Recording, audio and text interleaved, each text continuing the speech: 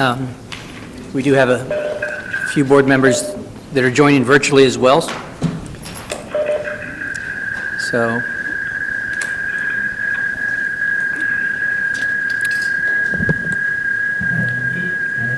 I'm not sure where that goes.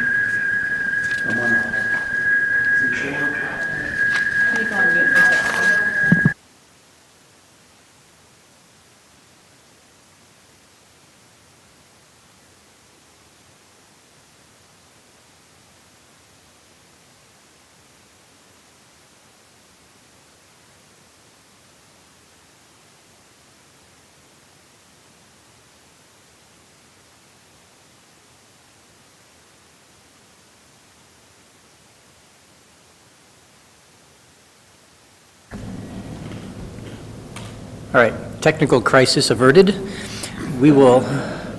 I'll call us to order, and Nicholas, if you could take us through a roll call, please. Today is June 28th, 2023. The time is 4:46, and those in attendance are Jean Brady. Here. Jean Brady is participating virtually. Joanne Harris. Ms. Harris is participating virtually. Josie Martinez. Here. Andrea Sanchez Muniz. Here. Norma Montalvo is absent. Fernanda Cardenas is absent. Paul Stahl. Present. Arcience is absent. Beth Graham. Here. Judy Cruz is absent. And Jaspreet Kaur. Here. Chairman Saul, we have a quorum. Before we get started, we'll take a few moments of silent meditation. As I was visiting with Mr. Finger, saying that we all have lots to be thankful for. We all woke up this morning. It's a privilege to be here today to be able to discuss matters of the library and our wonderful library system. Let's take a few moments and gather our thoughts, get our awareness and our consciousness here in the room today so that we can make good decisions.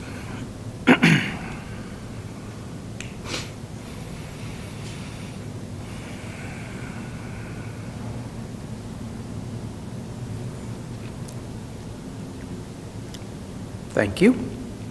We'll move on to approval of the minutes. Minutes were distributed already to everybody. I'll make a motion that we approve the minutes as distributed. Second. Thanks, Jaspreet. Thank you, Josie. Any discussion? Okay, Nicholas, if you could take us through a roll call, please. Brady. Aye. Joanne Harris. Aye. Josie Martinez. Aye. Andrea Sanchez Muniz. Aye. Norma Montalvo is absent. Fernanda Cardenas is absent. Paul Stahl. Aye. Arcience is absent. Beth Graham. Aye. Judy Cruz is absent. And Jaspreet Kaur. Motion passes. Thank you very much, Nicholas. We'll move on next to our next item, which is public comments. And we do have 3 people signed up to speak. Thank you for coming. Number 1 is Ingenio Rodriguez. And forgive me if I mispronounce your first name, sir. Welcome. Hello, my name is Danilo Rodriguez. I'm the president of Amigos, the Remote Branch Library. And I just got to see this copy of the recommendations of the organization that looked over this. Just real quick, it talks about bylaws. I don't know how many meetings y'all have been to, small, large, huge, monsters. Bylaws sometimes scare people. So you have to be very careful how they're written, because if you follow Robert's Rules of Order to the T, it scares even, you need a parliamentarian in those situations. So what I noticed at small groups where it's a community and stuff, and then there's different languages involved. Bylaws have to be written so that everybody understands, because some say, well, the motion, you didn't do this, you didn't do that, turns people off. They'll go to one meeting, and that's it. So be careful with that one. The other one is about the fundraising. We're very, very blessed that we do have a venue in which we can have good fundraising. And we're blessed that Mr. Salazar agreed, and everybody else on the board, to have a fundraising there in which we have the oyster bake. So we're blessed in that respect. We're also blessed that we have a very good communication with the library staff, and whatever they need and they request, because there's so many things that come into the library from different perspectives. For example, knitting or Legos. I mean, things one doesn't even think about. So each library has its own, character, its own needs. So it's not like one size fits all. And that's the way ours has been, thank God, in that what the community requests, the librarians figure it out. And then if there's funding required, God willing is there. So we need to be careful that not one size fits all. Is that it? Is that thing beeping or what? No, you still have time, sir. Okay, so reading real quick, like I said, the bylaws, that,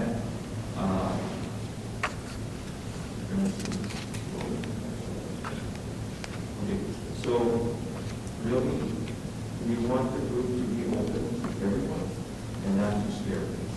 That's the bottom line. We want it to be the friends of the library, not the inquisition of the library, which you go to meetings. So keep you aware of that, and like I said, I just saw this.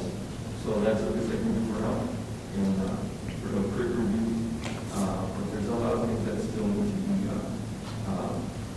to be looked at and reviewed so that it does fit the characterization of the library. Every library has their own needs and their own community that goes there. So please be aware of that. It's like the little place away from home. Well, when we have our fundraisers, as a matter of fact, people say, well, do you all do this? Do you all do that? So even fundraising helps recruit people, not necessarily to the Friends, but to attend the library and use the library. Because as we're parking cars, they say, well, what does the library do? I needed help with immigration. I needed help with whatever. So please be aware of that sometimes fundraising is a plus, not a negative. Even though you might make $1, but you might talk to 1,000 people. Thank you. Thank you very much, Mr. Rodriguez. Appreciate you coming. Next is Teresa Ibanez. Welcome. Good afternoon. My name is Teresa Ibanez. I'm president of Friends of the Mission Library. I, like Eugenio, received the report, the final report today for the relationship between SAPL and Friends. I really liked reading all the recommendations. I think they were very good recommendations to better the relationship between SAPL and Friends. I would like to suggest, though, that we have various workshops to talk about some of those recommendations. And I also think that we need to really look at the issue of equity for those libraries that do not have Friends, to help them with special programming or special needs, that we continue that discussion in a very serious and mindful way that will be inclusive of their needs, of those branch libraries that do not have a Friends associate or group. Again, I just want to say that my board and I looked at them today, and we agree with the recommendations, and I hope that there will be much deeper discussion about those recommendations with the leadership of all the branch library Friends. Thank you.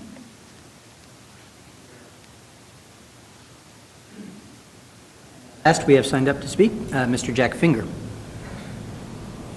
Welcome.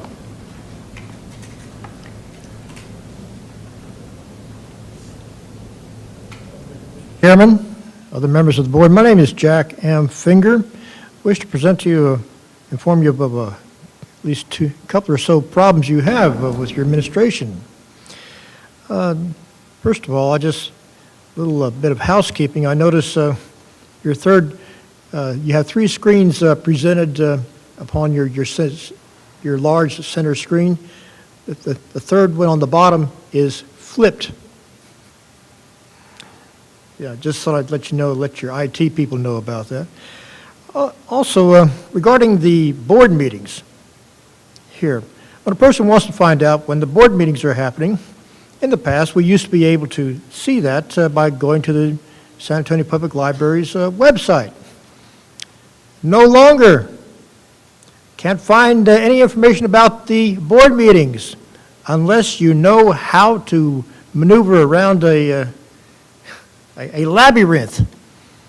Yes, only by looking at, knowing that the phrase "our site," the word "our site" is the one to go to further look for information about board meetings.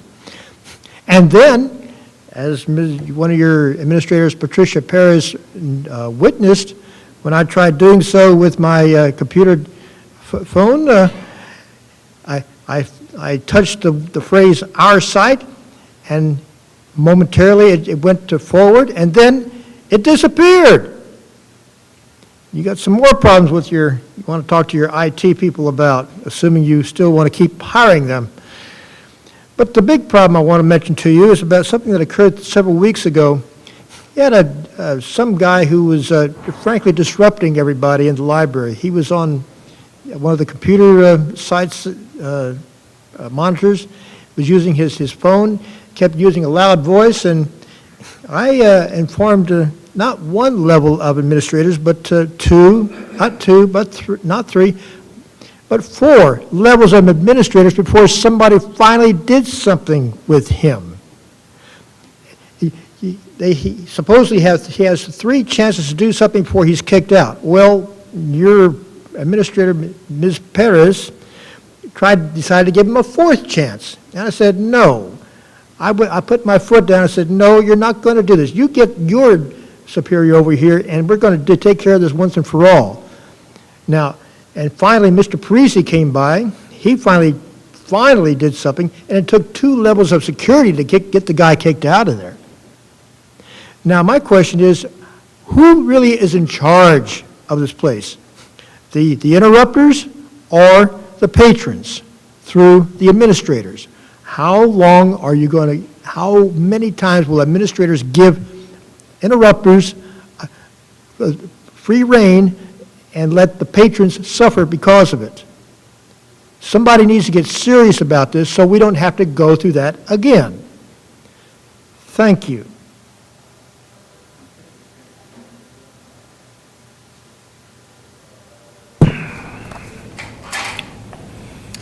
We will move on to item number 2, a report from the Library Board Chair. So today's meeting is being live streamed via YouTube. And just a friendly reminder to the board members about completing your Municipal Leadership Institute training. If you have any questions on that, you can ask Jessica.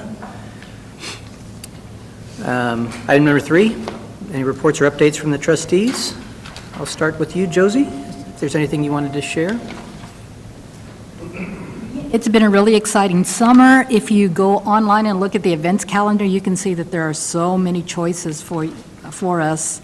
I attended several, but I'll give some details today about 2 of those. Both of them that I attended were kid-friendly events, one at Collins Garden, one at Cortez. Both places, we were so warmly welcomed by the library staff. There were lots and lots of participants, kids and parents. The library staff was so patient. It was a kids event, so it wasn't unusual to see kids pulling books off the shelves, but they were all so patient, and everyone was really focused on what was going on at the events. For example, at Collins Garden, we were entertained by the Illusions by Blake. It was a magic show. and I was astonished, I was astounded, and I was awed. I kept asking my husband, how does he do that? How did he do that? So even though it was for kids, every one of the adults, I guarantee you, was just as entertained as I was. Secondly, we went to Cortez for the Exploring Opera for kids. It was so beautifully done. We were listening and getting an explanation by the experts from Opera San Antonio. The operas that they were presenting were songs from Hansel and Gretel and Pirates of Penzance. We all had our pirate scarves on. We were singing along with the arias. It was just so fabulous to see the kids so engaged.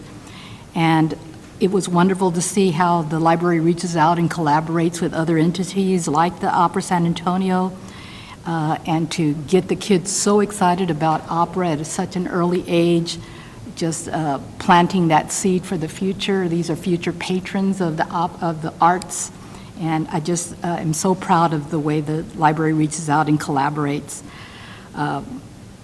We left singing, we left saying bravo, bravi, bravi tutti. We were just so engaged. It was two wonderful, wonderful events, and I just look forward to the rest of the summer and the other events I can get to. Yeah.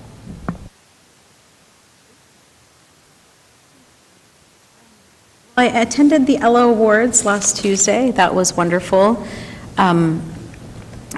I was super inspired by all of the stories that I heard, and afterwards there was a really nice, very fancy actually, reception where I was able to mill a bit with some of the other trustees and also just get some more stories. So not only was it inspiring to hear about the work people are doing, but the nominators were like so moved by the awardees.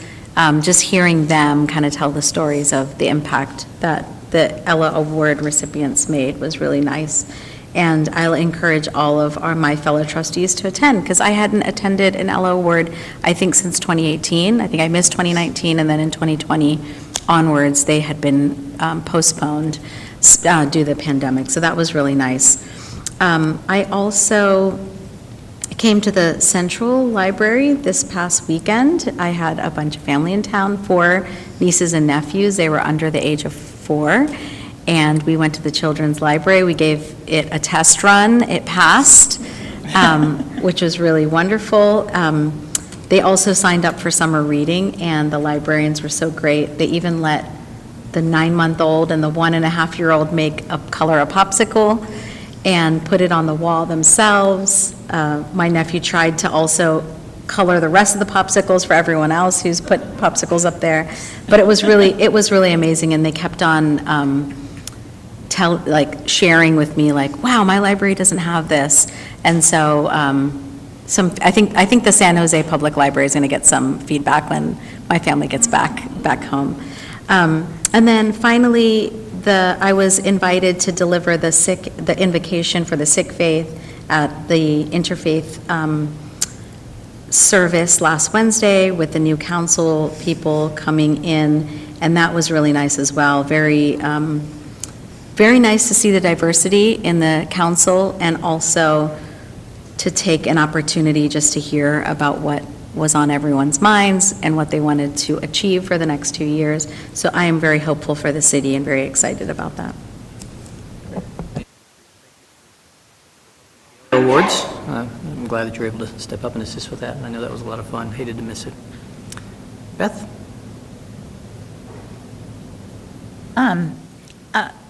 Right after, I think the day after our last meeting, I attended the Thousand Oaks Meeting Room dedication to Grace Lorton, who was a longtime volunteer and friend at Thousand Oaks Branch Library. I know that her family worked very hard to get that dedication approved, and we're very pleased to see both the sign over the meeting room door that says Grace Lorton Meeting Room, and to see the plaque that the library produced for Mrs. Lorton. I attended the kickoff for the Mayor's Summer Reading Program, and really enjoyed that. There's a lot going on this summer for everybody, as usual. It's not just children anymore, it's teens and adults as well. I attended the Friends Library meeting on June 4th to hear the consultant's presentation to the Friends that actually Ramiro and Jessica presented it, but it was the consultant's information. Last Thursday, I attended the, nope, it was before that, the opening reception for the exhibit in the Central Gallery next door, and that is an outstanding exhibit, and I'd like to congratulate Haley Holmes, who I understand was sort of the moving spirit behind both that exhibit and the art walk. She has really done an outstanding job. I attended the meeting of the Facilities Committee, and there's going to be, I understand, a couple of items from that meeting on the agenda today. And then I also was at the Ella Awards ceremony, and it was really moving to see all the support that the library receives from the community.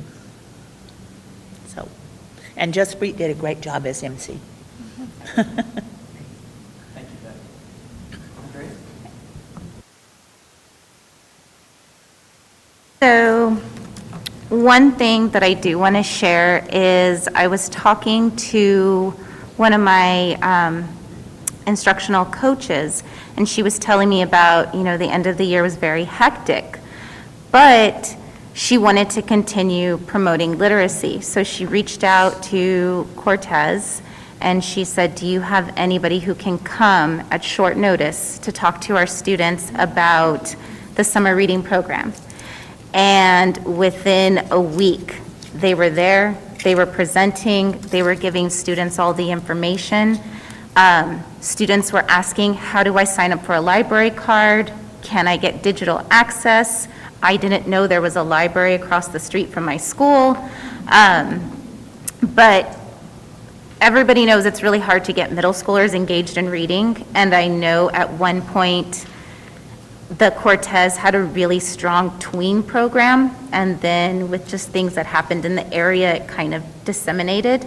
And hearing that enthusiasm from my instructional coach and saying, kids want to go back to the library, that warmed my heart. So I wanted to give Cortez a shout out, because in such a short time, they were able to turn around and touch so many middle school lives and remind them that reading can be fun.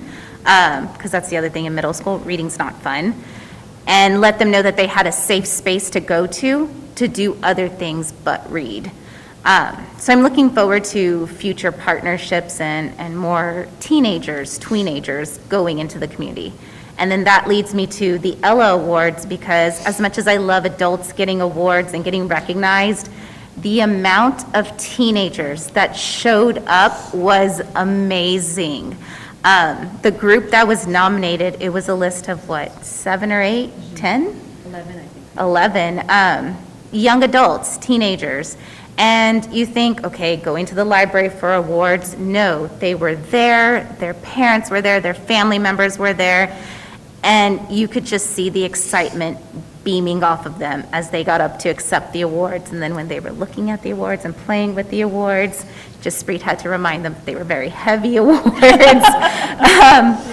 very good quality awards. But it was amazing to see just that subsection of group that spends so much time on their phone, to know that there is that passion for literacy in them. And they have many ways to show it, not just the traditional, I have a book in my hand. So I just want to congratulate everybody who had a part in putting on the Ella Awards. It was definitely a great comeback after, 2-3 years, and definitely look forward to next year. I appreciate it all.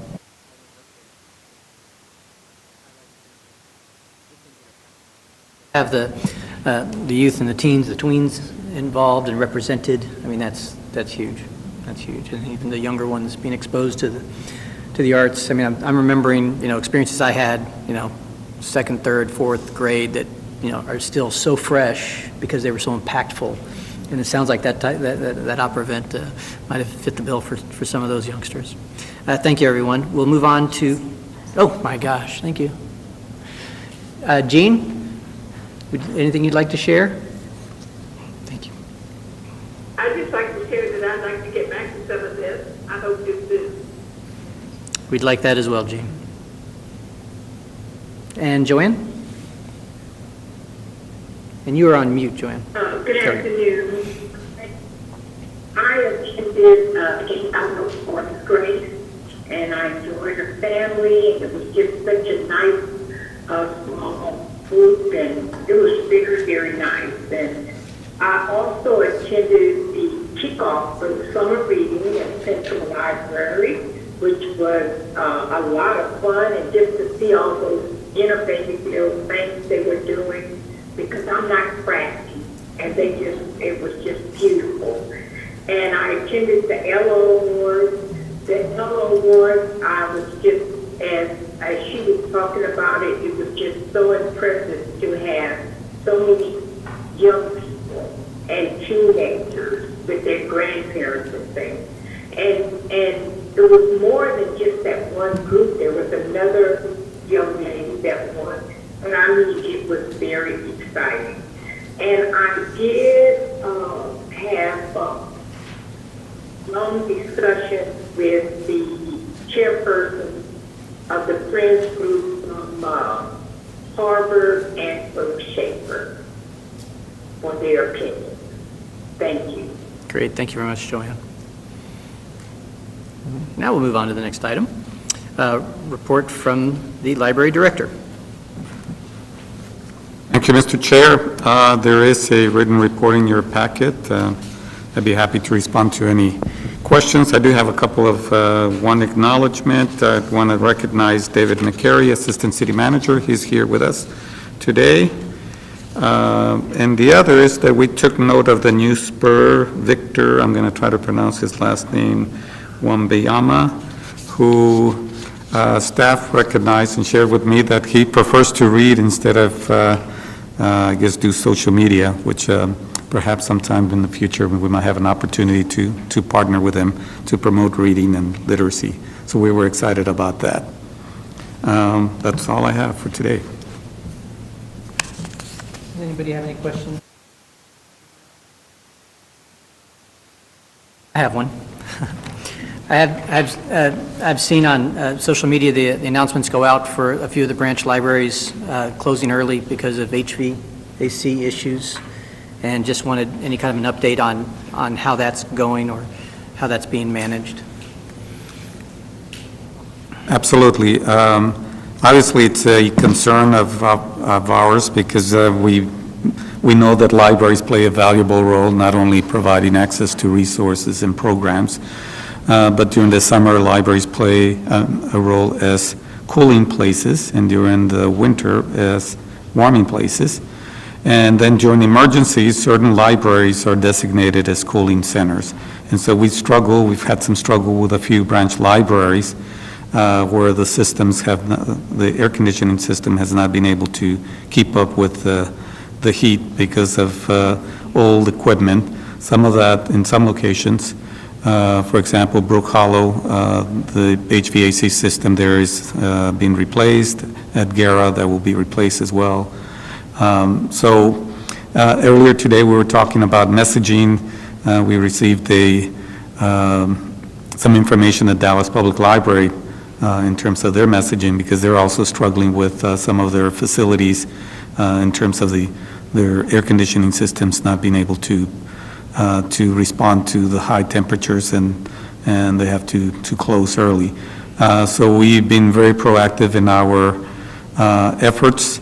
We coordinate with the city manager's office. As you know, the Library Board of Trustees established standards when libraries would close when extreme temperatures, either high or low, are reached. As it pertains to the summer, anytime temperatures in a building exceed 80 or above, or exceed 80 degrees, we close. And so we immediately execute a communication plan. We never like to close a branch library, but we are not asking our staff nor our users to stay in a building that is not appropriate and comfortable and providing the cooling that they need. So it's an ongoing issue. We're managing as best as we can. We deploy coolers, spot coolers where we can. In fact, Jessica just shared some pictures at the Johnston Branch Library. We brought in some super duper coolers to, again, keep temperatures comfortable. I'm not sure if I provided all the bases that you were looking for. Yeah. But I'm happy to respond to any questions from the board. I appreciate that information and that update, and I didn't tell you I was going to bring that up, but I knew you'd have this top of mind because of the heat and because of the dependency that many have on our facilities, so I just wanted to make sure that others got a chance to hear that from you. I appreciate that. I have a follow-up question, Romero. Is the issue with the HVAC, which seems to be like kind of coming up a lot in the last 18 months or so and continues to carry on, is it something that's occurring because of the age of the systems, or is there something that we've missed in terms of maintenance over the years? It's a combination of things. Some of the units were scheduled to be replaced, and the pandemic created some delays in parts and so on. So for example, Brook Hollow is behind the scheduled date to be replaced, and so it's a combination. And we're looking at, in terms of some of the measures that we're taking, not only replacing, but also looking at the type of maintenance that we are getting from our vendors. So we've had quite a number of conversations related to this. Obviously, keeping our doors open is extremely important. So in our budget meeting with the city manager last Friday, and during last week, we emphasized the importance. We have six HVAC repairs or replacements that are part of the capital budget. And we are keeping our fingers crossed, apparently, that they will be included, but that's important, replacing our systems on a timely basis.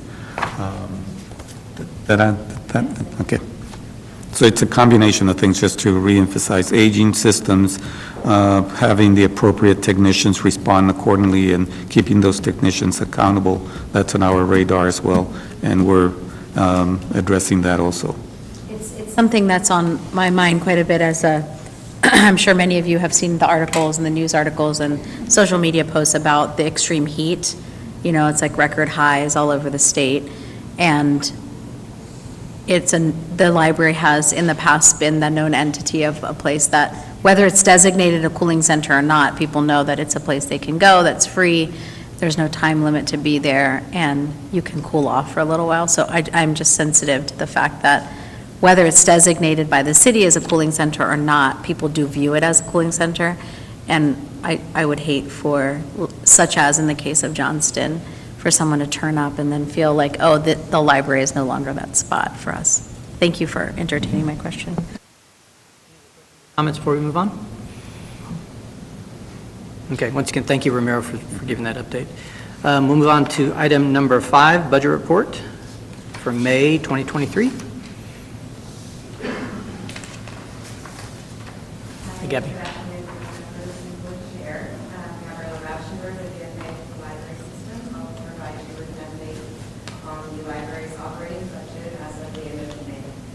The report starts on page 81 if you're viewing it in the PDF online, or it is in your packet on green paper.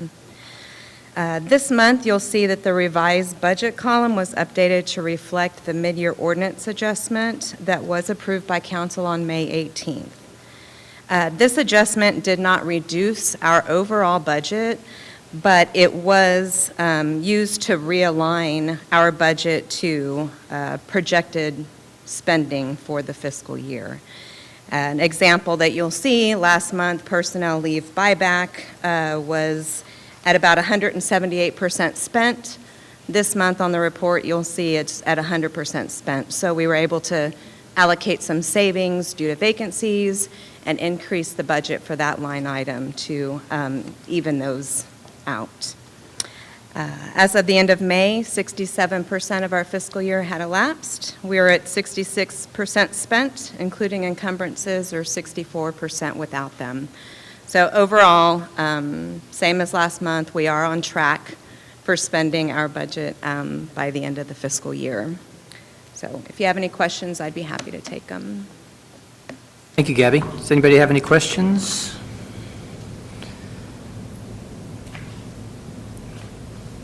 There don't seem to be any huge outliers this month. No questions? Okay. Thank you very much, Gabby.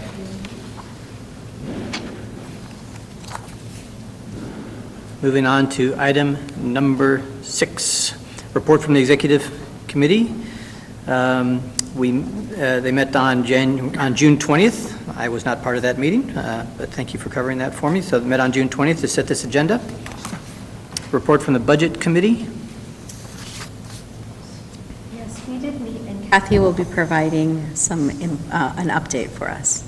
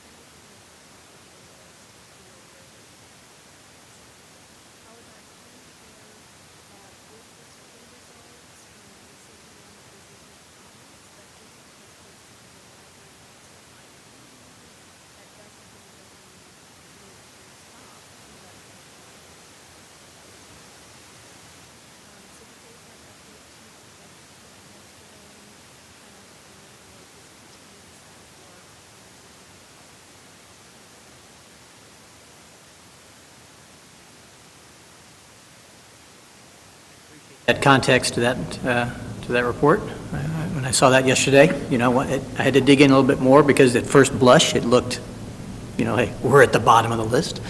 But it's actually a list that it's good to be at the bottom of when you recognize that you're meeting and exceeding the expectations.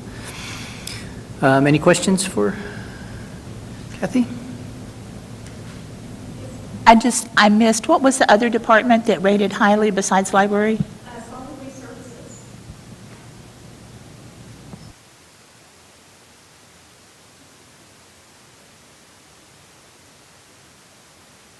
Kathy, thank you for providing that update, and then something that we as a board could think about in conjunction with the staff, Ramiro, as we continue the budget cycle, like in the years to come, is if we are able to maybe take a look at some of the partnerships that we have and some of the success rates that we're seeing in the partnerships that we have with like local schools. Like, for example, I'll pick on Andrea mentioned, Cortez used to have a tween program that was very successful, and Andrea's seen some of those students go on and become successful in high school and possibly even after high school. I think it would be great to start digging into some of those, like where they're engaging with the library and seeing what that success is. Because I think the next step in the budget advocacy work for the board will be in helping the city leadership see that connection really closely, so that there is not a move to one day start to invest less, because what I would hate is for someone to think exactly what, Paul, you might have thought, that, oh, well, everyone's satisfied, we don't need to keep on funding these programs, but also talk a little bit about how we amplify the success of other programs as well. Thank you.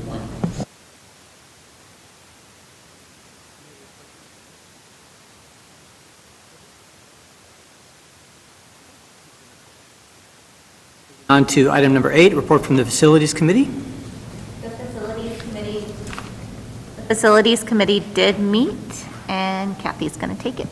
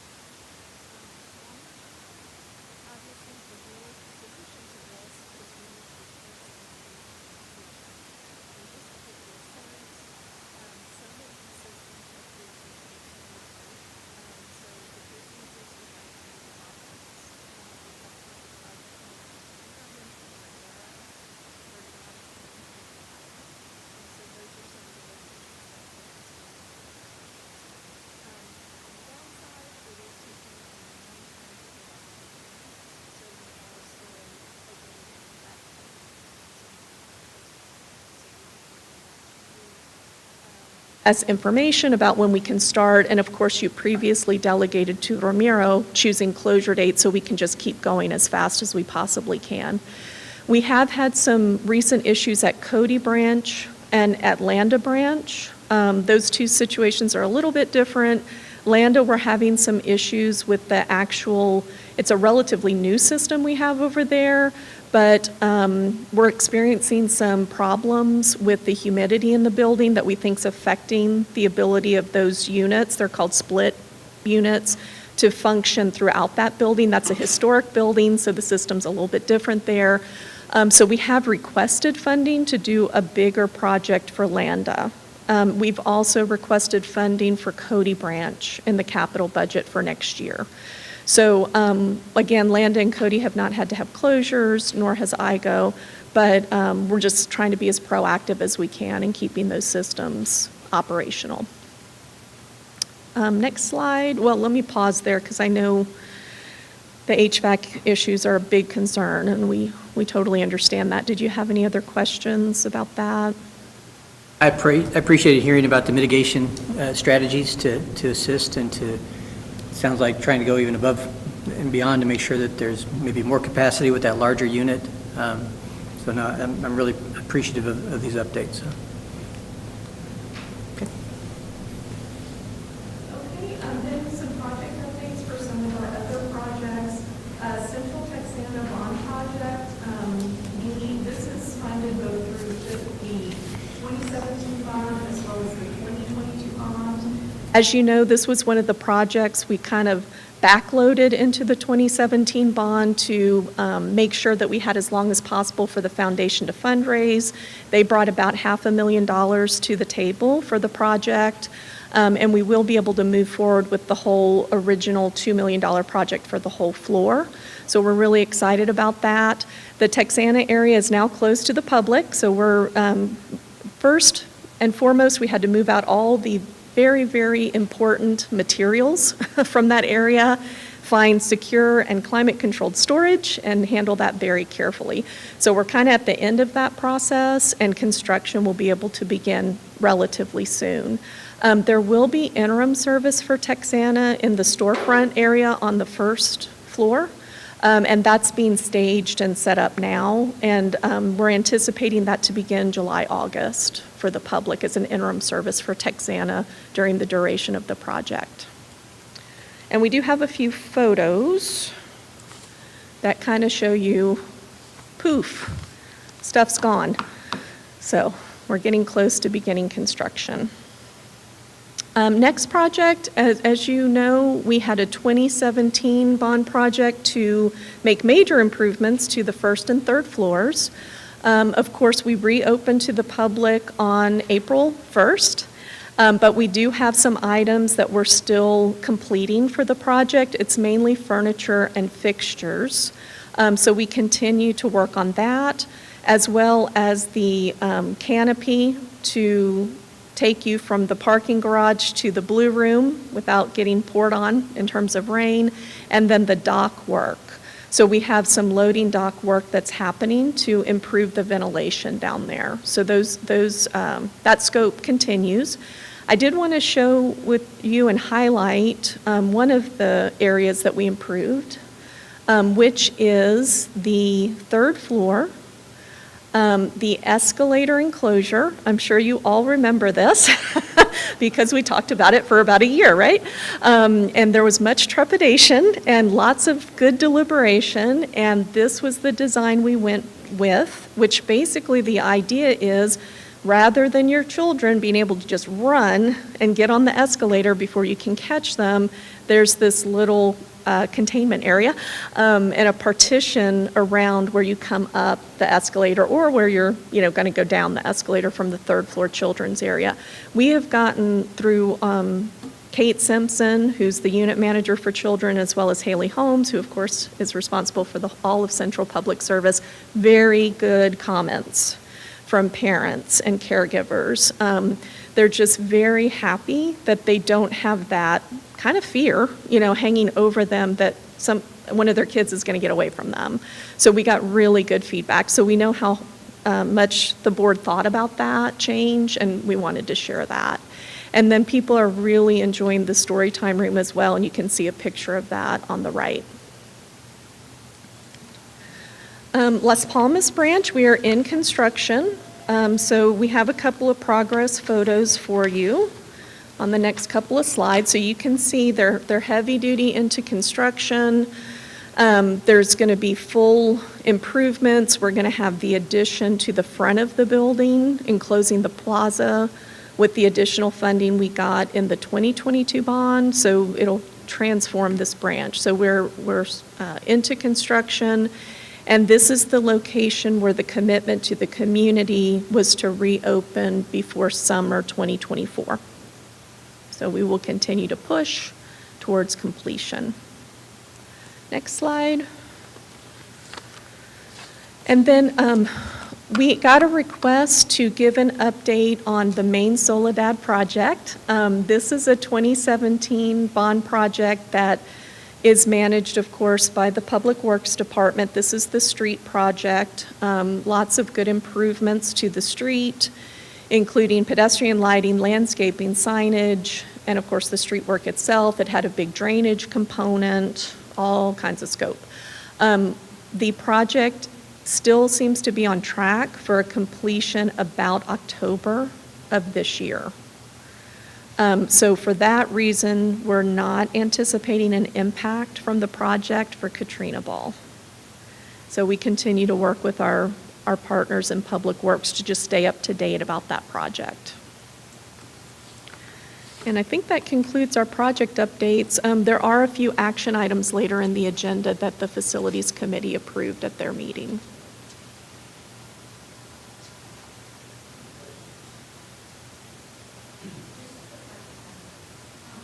Central the only library with escalators? Central's the only library with escalators, yes. Okay, thank you. I'd like to say that I know during all of the discussion, we had different scenarios, including maybe a security guard at that area up on third floor, but I really like the way that looks. It looks like it's functional. It looks like it's definitely addressing the safety aspect that was tops on our minds. Thank you.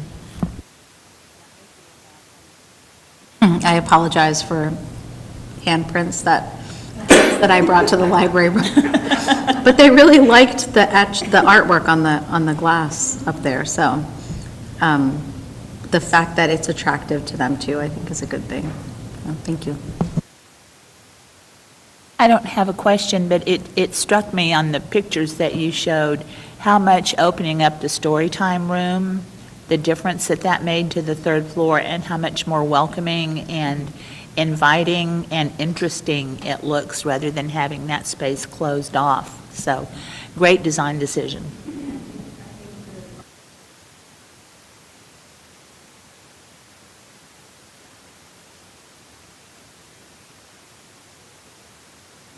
Comments? Okay, we'll move on. Thank you very much, Kathy. Item number 9, report from the Naming Committee. The Naming Committee did not meet. Item 10, report from the Public Relations Advocacy Committee. They did not meet. Item 11, a report from the Ad Hoc Board Policy Committee. That committee did not meet. Item number 12, a report from the Ad Hoc ILA, Interlocal Agreement Committee. That committee did meet on the 20th, and there will be a report later in executive session on that. Item number 13, report from the San Antonio Public Library Foundation.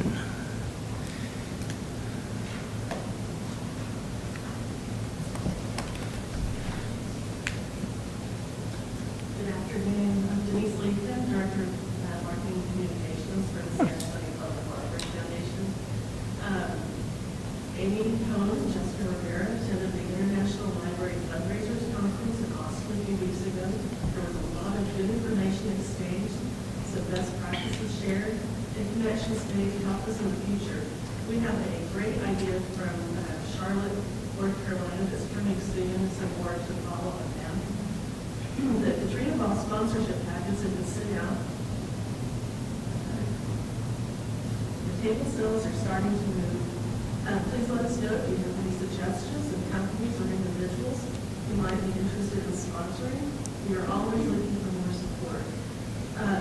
Our theme this year is Monarch Butterfly. So if you're working in the costumes already, if that's the theme that I'm looking for overall design. Our Literacy Caravan program is now on summer hiatus. We have a last visit yesterday. So we're not doing July and August because mostly due to the heat. We completed 6 visits in June, visiting summer school programs in districts 1, 3, 5, 7, and 10, as well as a school in Windcrest. Even though it was really hot, we feel like as kids in summer school need that extra push to get excited about reading and libraries. So they were super excited to have visits from the caravan, and we look forward to continuing those in the summer. The fall school is back. We are still formulating our list for the coming school year, but we're moving forward with 12 schools, one in each city council district, plus 2 schools from our 2023 and 2022 cohort. This will be the second year of our two-year pilot of visiting second graders multiple times to get concrete data on how we can be most effective. Our criterion for school selection includes demographic data as well as low reading proficiency. If you would like to suggest a school in your district, please email Amy as soon as possible, as we are making those decisions now. Thank you very much.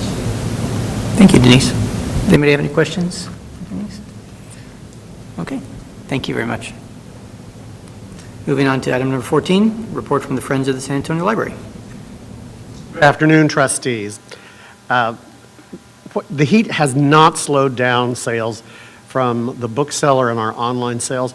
I spoke with our online sales manager last week, and this will be our best month ever. They had already brought in over $10,000, and we still had another week or two to go. So that's great to know that we're finally getting the hang of it.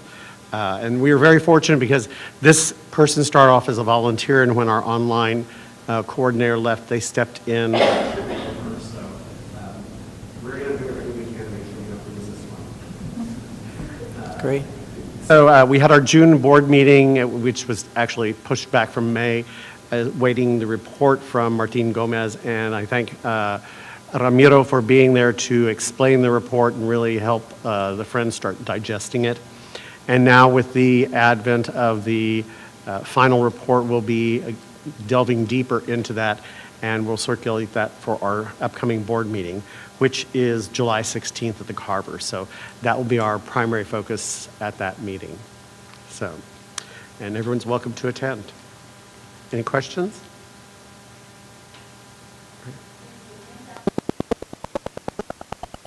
That's online. Yeah, it's great. Thank you.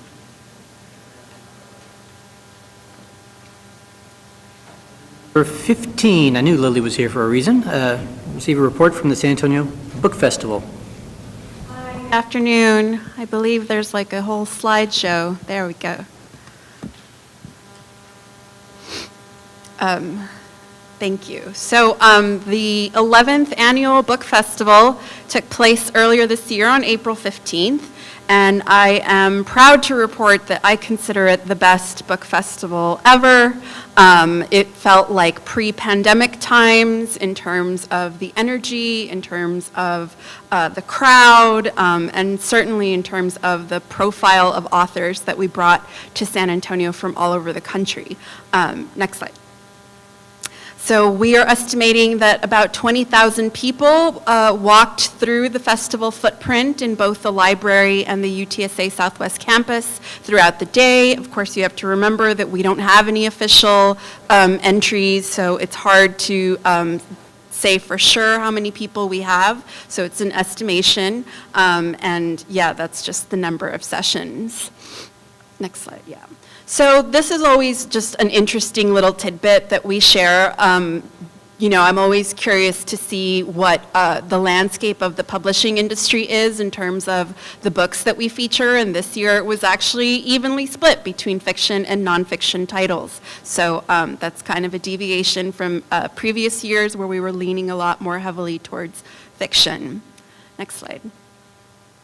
We do ask authors to self-report when they confirm their participation, and it continues to be just an incredibly diverse lineup that we're bringing to San Antonio. So more than 60% of our authors identified as people of color, and that's, you know, really significant in representing San Antonio. Next slide. Oh, this is a little bit hard to read, but one of the things that I feel, you know, really proud of this year is our new literary director, Anna. She really took kind of like a deep dive in just, you know, books being sold in San Antonio and Bexar County, books being checked out by the library system, and she made it her personal goal that she was going to have a romance panel for the first time at the book festival. And that first session, I mean, just tells you that San Antonio audiences were dying for a romance panel. So lesson learned, we will continue to have a romance panel at the book festival. We also learned, no big surprise, horror was actually also really popular. So noted, San Antonio readers want to see more romance and more horror. Imagine those two together. Next slide. And then, you know, the next couple of slides are just going to be taking a deeper dive into what books did really well at the festival. It was the best-selling festival in terms of books sold by our bookseller, Nowhere Bookshop. They had like a record year, so, that was one of my personal goals 7 years ago when I first moved to San Antonio. I wanted to, impact the authors that make San Antonio one of their stops on their publicity tour, and book sales is a huge part of that. So I'm glad that we're helping to make a dent in that, and Nowhere is a crucial partner in that. So Shannon Hale is a children's author, and then from there, Sandra Cisneros, you can just see like some of these are no-brainers. Next slide. And so these are individual titles. That's the romance title, that's the horror title, 1 and 2, right? Those are the popular titles. Next slide. And we got this data from the library, just the most popular festival titles that were checked out. Also really, really interesting info. Next slide. And then, so we engage Giant Noise as our PR firm, and we also engage a social media campaign firm outside of Austin called Tilted Chair, and they run our social media campaign for us. And I just include this because I think it's useful to see, the media value that we're bringing to both the library and UTSA. Next slide. And then these next few slides are just going to go over like some of the press coverage highlights, but I will take this opportunity to kind of talk about some of the things that I think went really well at the festival. So we did the opening ceremony once again, and that was a huge hit. We changed up the program. It wasn't mariachi and folklorico dancers. It was a samba dance troupe, and I think we'll just continue to mix it up every year to keep it fun and interesting. But that was certainly I think the public enjoys that kind of like soft kickoff to the festival, and it's fun just to carry over from last year's 10th anniversary. One other change that we did that was, I think, really successful was we moved the author breakfast here to the library in the green room where the authors hang out. That was just their author breakfast space, and I think that was, one, it was cost savings for us. It saved us from having to do 2 different breakfasts. We used to do it at Club Giroux. And also, I just think it was perfect. I think it just, laid the tone for the day, and the authors loved it, and that green room was a happening place to be all day long. Next slide.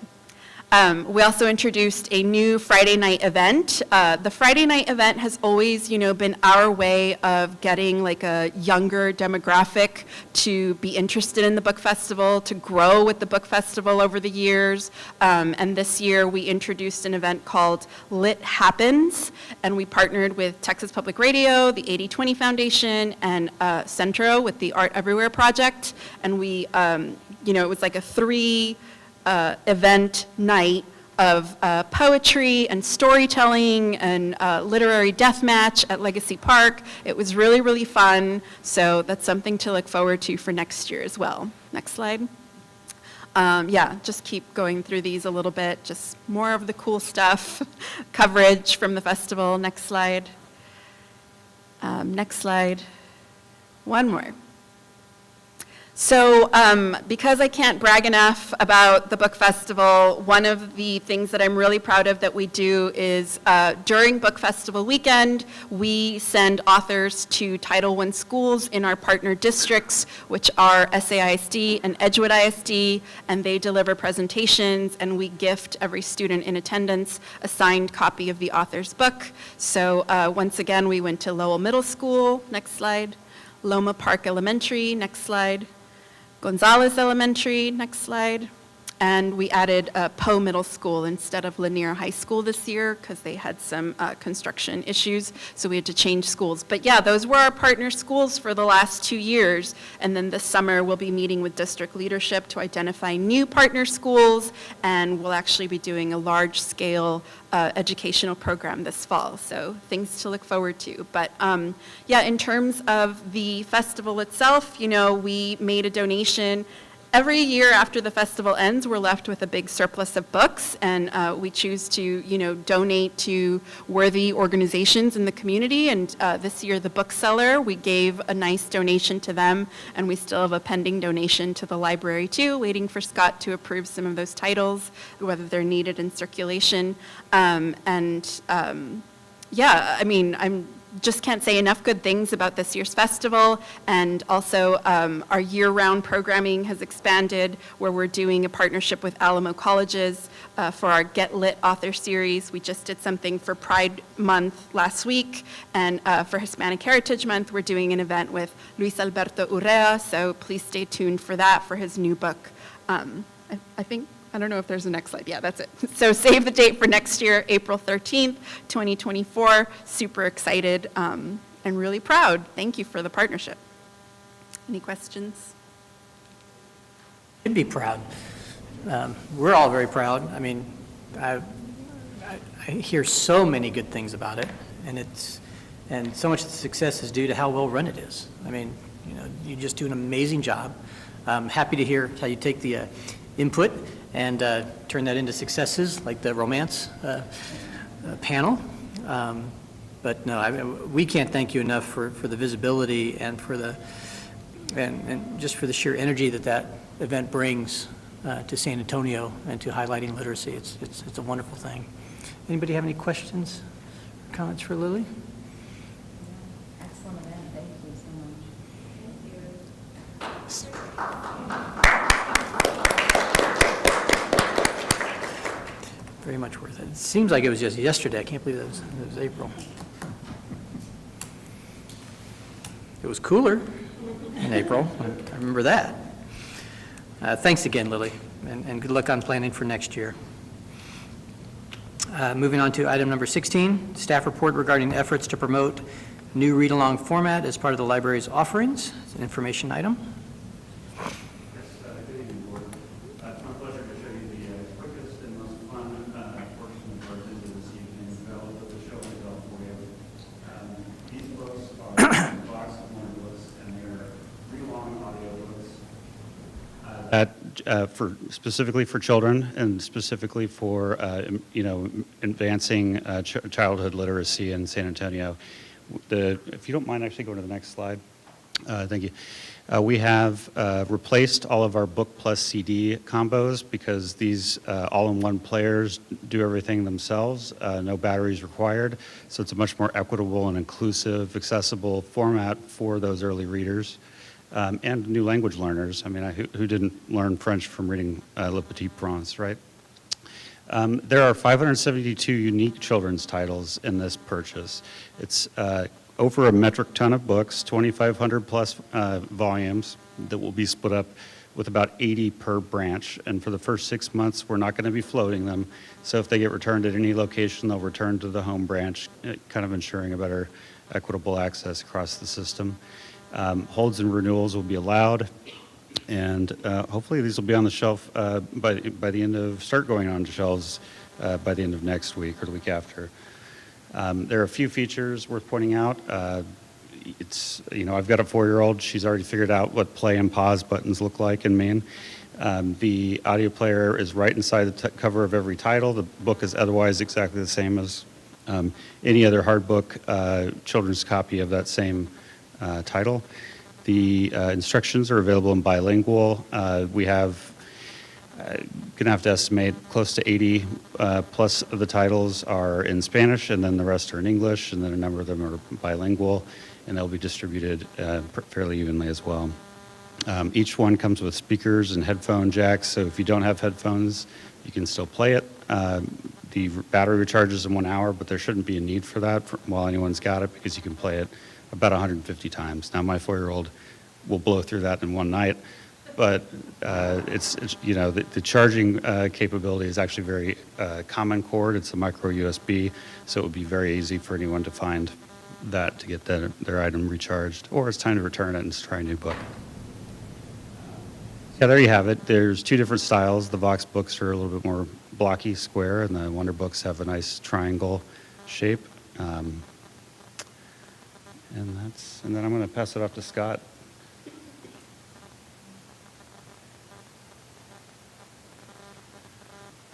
Thanks, Adam. Good evening, trustees.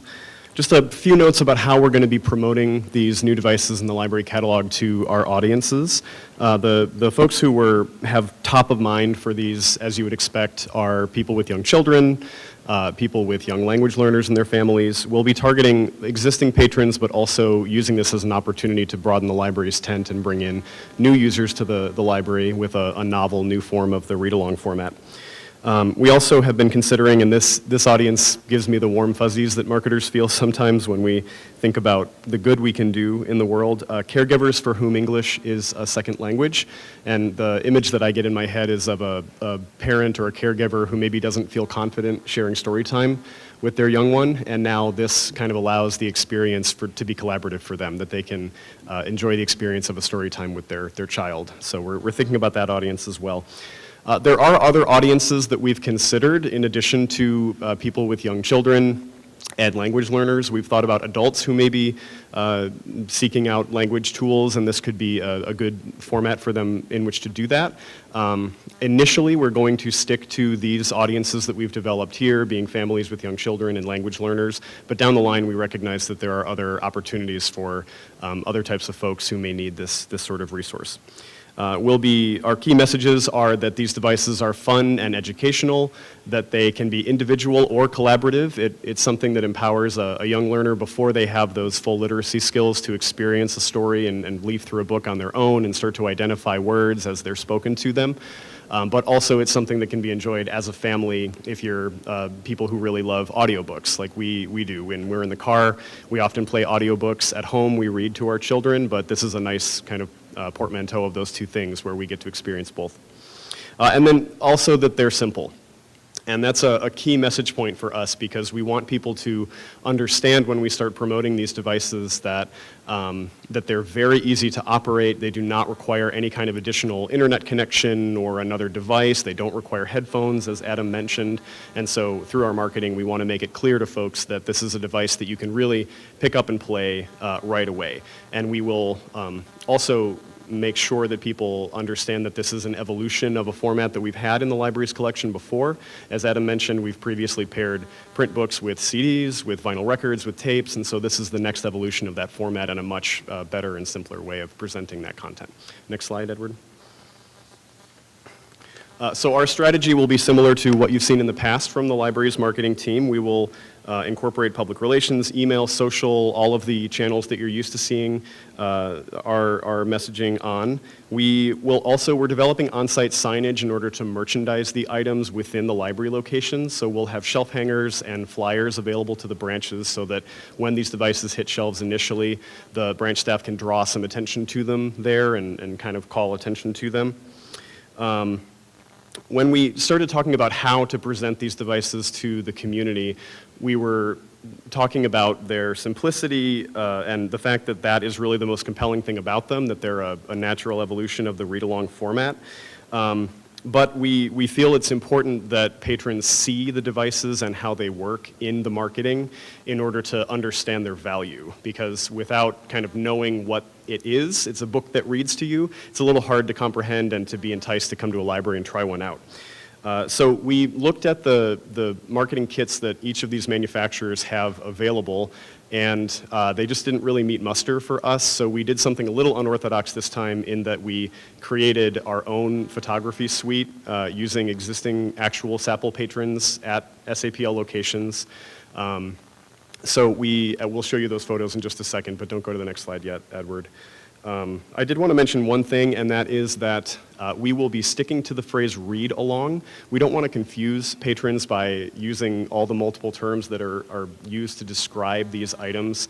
There's obviously the two different manufacturers that we have. They each call the device something slightly different. They have different taglines. So for simplicity's sake and to make sure that the audience knows what we're offering, we're going to be referring to them exclusively as read-alongs in our marketing for them, and that is how people can find them in the catalog.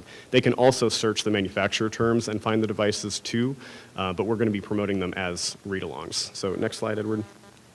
As I mentioned, a few members of the communications team mounted an effort to invite folks to come be a part of a photo shoot to demonstrate how these devices work. So these are actual library patrons. Some of them are social media influencers. Some of them are friends and family. And we invited them to Land Branch Library, Central, and Parman. And did photo shoots with a few folks in all of those spaces. We got some really gorgeous photos. And what we're trying to demonstrate here is always using a photograph that includes that includes the book itself, but also something to show that there's an audio component to it. So in every image that you see of the read-alongs, you will see a child using headphones, or you will see the actual device embedded in the book so that people understand that there's something special and something extra about these. So we're very excited to launch these. As Adam mentioned, they're going to hit shelves the week of July 10th. We're going to give the staff about a week to get them on shelves and get used to using them before we start promoting them the week of July 17th. So that is when you'll start to see public messaging go out. In terms of the photography effort, I just want to recognize Eric Gomez, who's in the back corner here, Victoria Villarreal, and Julia Martinez on my team, who all lent their photography skills to our photo shoot and built a really beautiful library of photographs that we can use to market these products for years to come. So thanks, team. And that's all we have, but Adam and I are available to answer questions if you have any.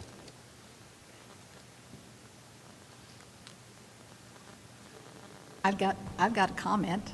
I am very, very familiar with these, and I can tell you the research that's available on the multimodality, the ability to listen and look at the words as you're reading. I mean, the comprehension scores and the ability to read and be exposed to books at a higher reading level than you are at presently.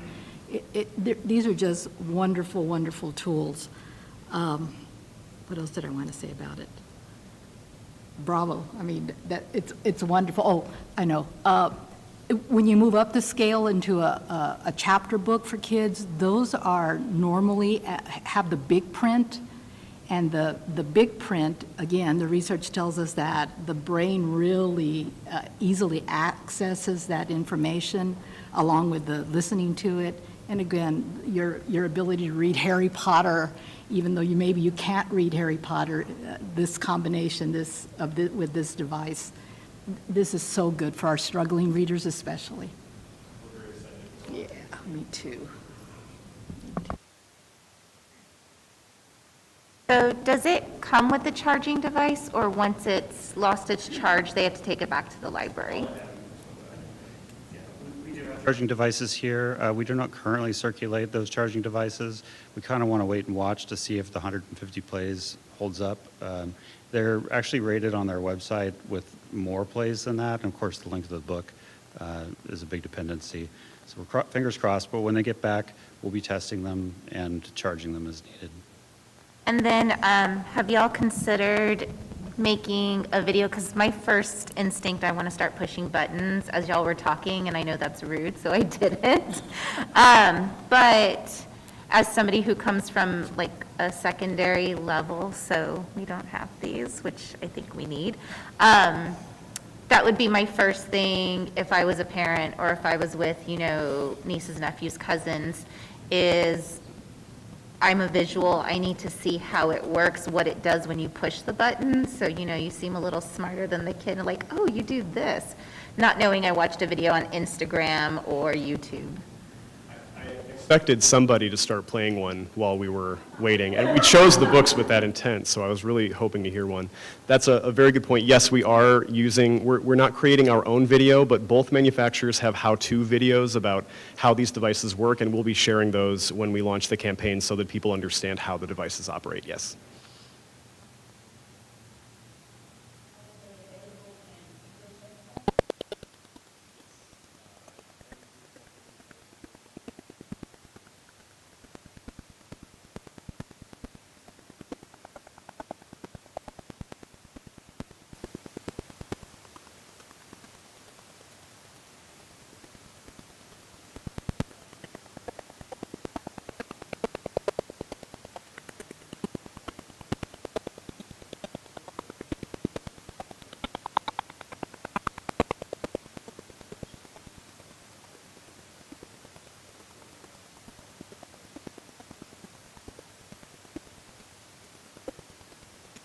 I had two questions. One, are these books that are currently in our collection and you buy the devices, they've like uploaded the information? Or does the book come from Vox directly, like preloaded? Attaching the devices, they're published that way, and so that's one of the reasons we went with two publishers, is for a greater variety of titles.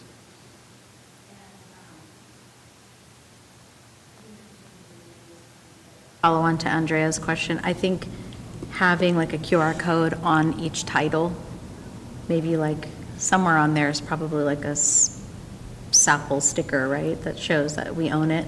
Having a QR code on there that goes directly to a video would be a really good idea, just in case someone's like looking at it and they're like, I don't actually know, what to do with it. And I should say we also have some written instructions in English and Spanish depending on Cool. Push the button, Josie.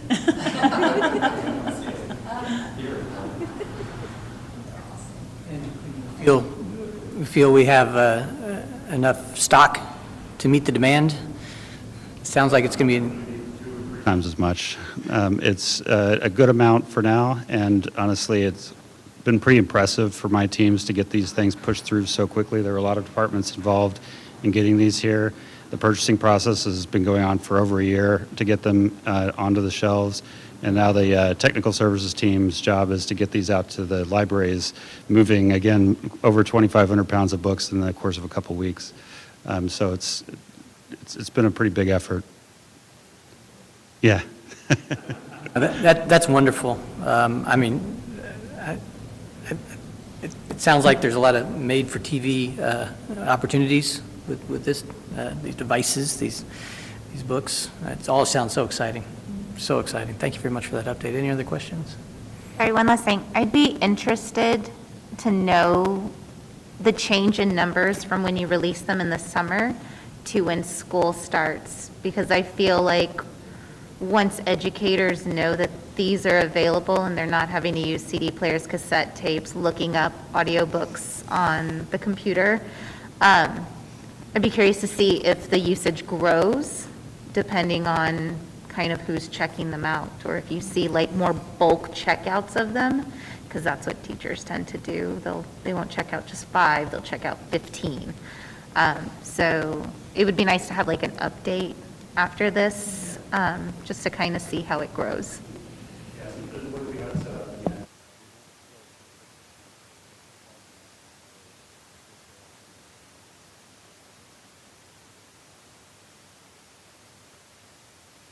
Also, they're very expensive, and my school budget would not have allowed for, be able to buy any of these. I had to get them through a grant.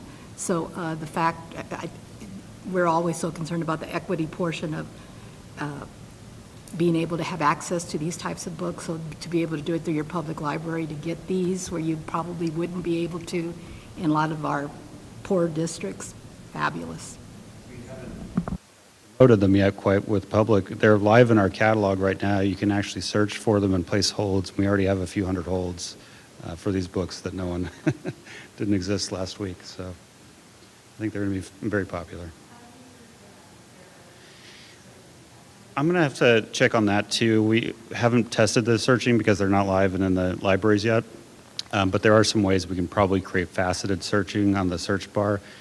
If you search for like one of these titles, I believe one of them is The Bad Seed or maybe something else, it'll show up in that list of, that it's available through Libby. It's available on the shelf in physical format, and then it will also say book and print with audio. I'm going to have to look it up again. But yeah. I did speak with our collection strategist, Troy Hoyles, about that the other day, and you can search by the phrase read along. You can search by either manufacturer name, so Vox or Wonderbook will return results for books in this format. Or like Adam said, you can search for the individual titles, and then if we have it available in the read along format, it'll show up displayed in the different items so that you can select the read along or the book with audio component, I think is what it's called. From the library collection. So we're trying to capture any search volume, depending on how you might search for these items. But again, we're going to promote them as read-alongs to try and concretize that term for our patron base. Hashtag read along.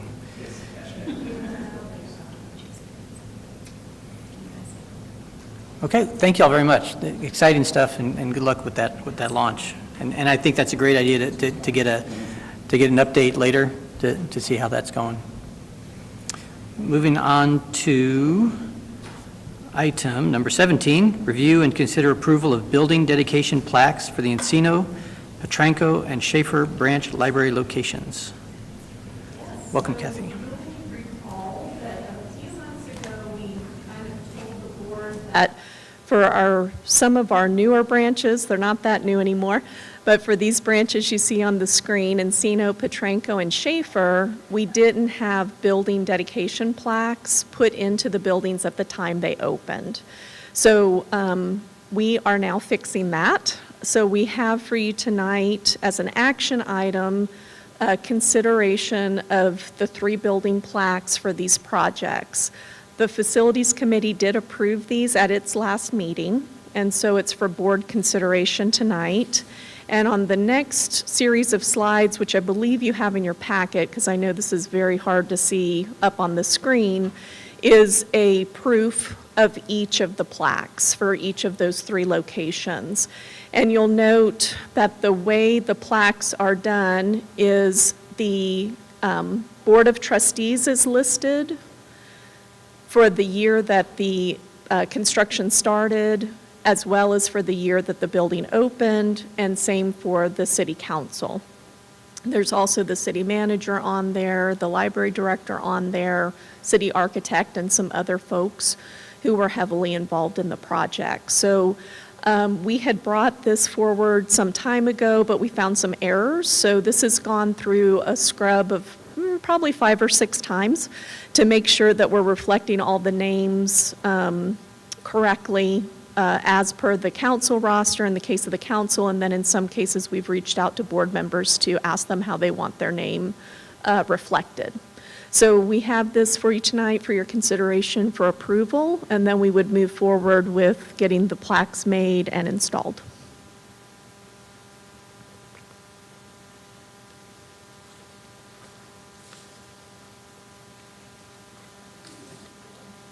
Want to vote? We need a motion, but yes. We can entertain motions and then have any discussions?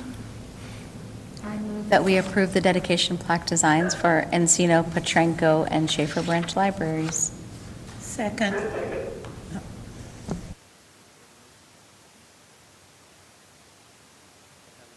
Scanning the names, I didn't remember that my own councilman, Chris Medina, spelt his name that way with C-R-I-S.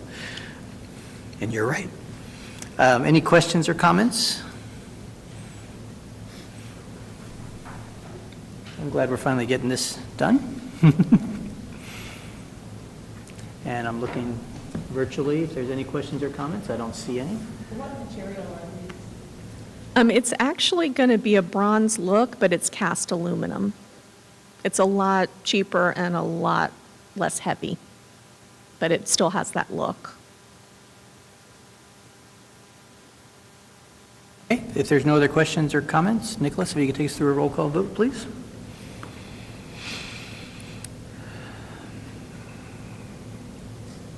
Brady? Joanne Harris? Josie Martinez? Andrea Sanchez Muniz? Norma Montalvo? Absent. Fernanda Cardenas? Is absent. Paul Stahl? Aye. Marcy Ince? Is absent. Beth Graham? Aye. Judy Cruz? Is absent. And Jaspreet Kaur? Aye. Motion passes. And item number 18, review and consider approval of the proposed design for the Brook Hollow Branch Library parking lot expansion. Another action item that was approved by the Facilities Committee at their last meeting, it's for board consideration tonight for approval. And you'll recall, we have a Brook Hollow parking lot expansion project that was funded as part of our fiscal year 2023 capital budget. It's almost an $800,000 project, and I'll be introducing Evelyn Gomez, who's our Public Works Department project manager assigned to this project. She'll present and also introduce our consultant, who will give you some information about the design for your consideration.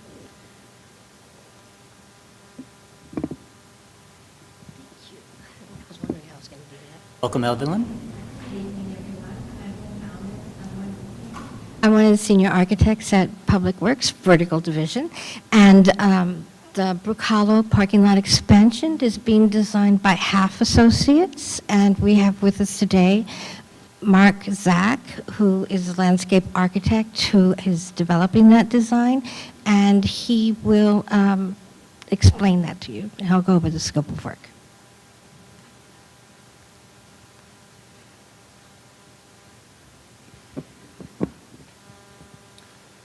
Hi, my name is Mark Zach, Senior Landscape Architect with Half Associates, and as Evelyn introduced, we did the design for the parking lot expansion at Brook Hollow, or working on the design for Brook Hollow parking lot. Can I go, you have to go through the slide, or, okay. So the slide behind you shows the existing parking lot there, or the existing library in white, with the existing parking lot on 3 sides of that. And then on the bottom left is the new parking lot site. Right now it's bare ground, so that's great for this project. We're looking at adding about 45 spaces to the facility. And then there's a drainage, existing drainage between the library and this new parking lot, so we'll have elevated walk that connects the new parking lot to existing. There'll be some landscape improvements per city ordinance that's included, shade canopy and a buffer there on the bottom right property against the residents. The parking lot will be lit, and we don't have EV charging stations included with the design, but our design will accommodate for when that happens in the near future. In the near future, yes, yeah.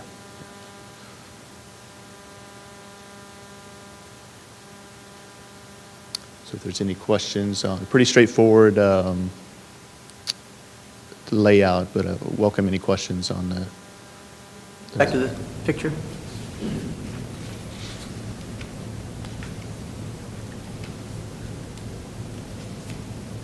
Does everybody know that current dirt parking area? I was just looking at it on Google Maps, I was trying to remember. Anyone that's worked, I work campaigns for my wife sometimes, and Brook Hollow being such a popular voting site, I've been there many times, and I'd always wondered what was going to happen, if that was our land that people were using to park for the library, or what was going on there. So I think this is fantastic. Obviously, the need is there. There's people parking over there even when there's not elections going on. So I think that's great. Does anybody have any questions or comments? I am curious, you have this, like, you're using an existing curb cut, which makes sense, and you have like a band of maybe grass between the 2 parking lots. I'm curious why that wasn't made into another parking strip, just because when you do visit Brook Hollow during voting times, it's so packed. I mean, people are like hovering, waiting for you to leave the parking lot so they can get your spot. It seems like there are times where we could use that additional space. That green space between existing proposed. Yes.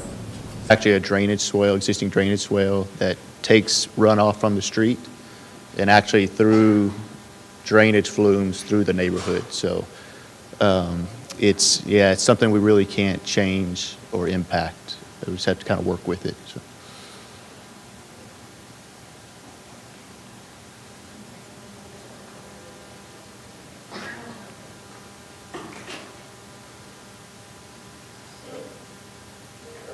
Yes, Jean? Hello? Yes, Jean. Joy. I'm sorry, Joanne. I was at the facility meeting, but I still don't remember where the Wi-Fi spots will be. Does anyone have information on how the Wi-Fi covers into that new area? Is Joanne's question.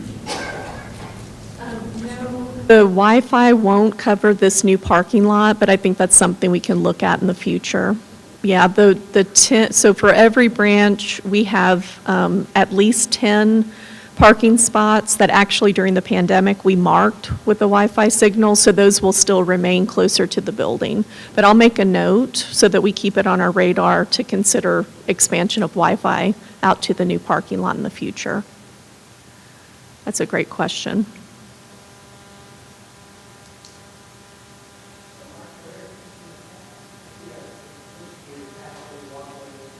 Area going through that the swale.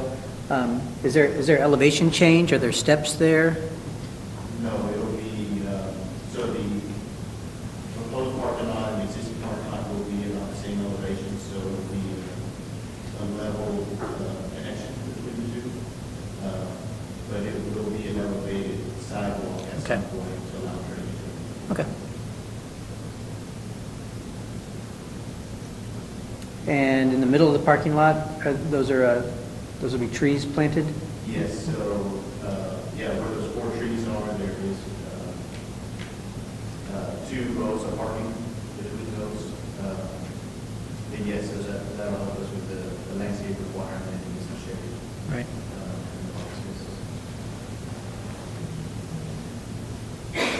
Okay. Any other questions or comments? You entertain a motion? I want to add that during the Facilities Committee, we did talk about the EV charging spaces, and at that point, I think there had been no updates, but they were going to inform us as soon as anything new came out. So we did discuss those. We wanted to make sure that we didn't forget about those because it's been so long. But as soon as there's updates, they are going to bring it to us about it.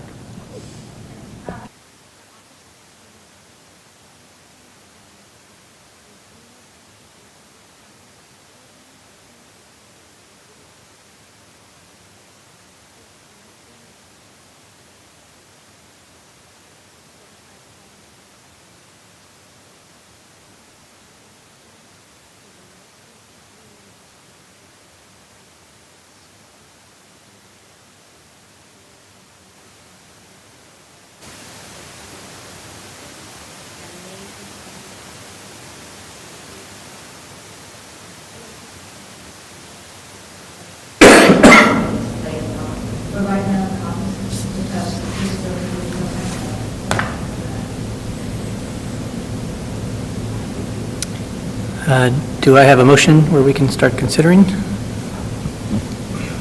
move that the board approve the design plan for the Brook Hollow parking lot expansion. Thank you, Beth. And we have a second from the representative from the district. So we have a motion, we have a second. And Marcy, before we vote, I want to make sure that you're happy with this.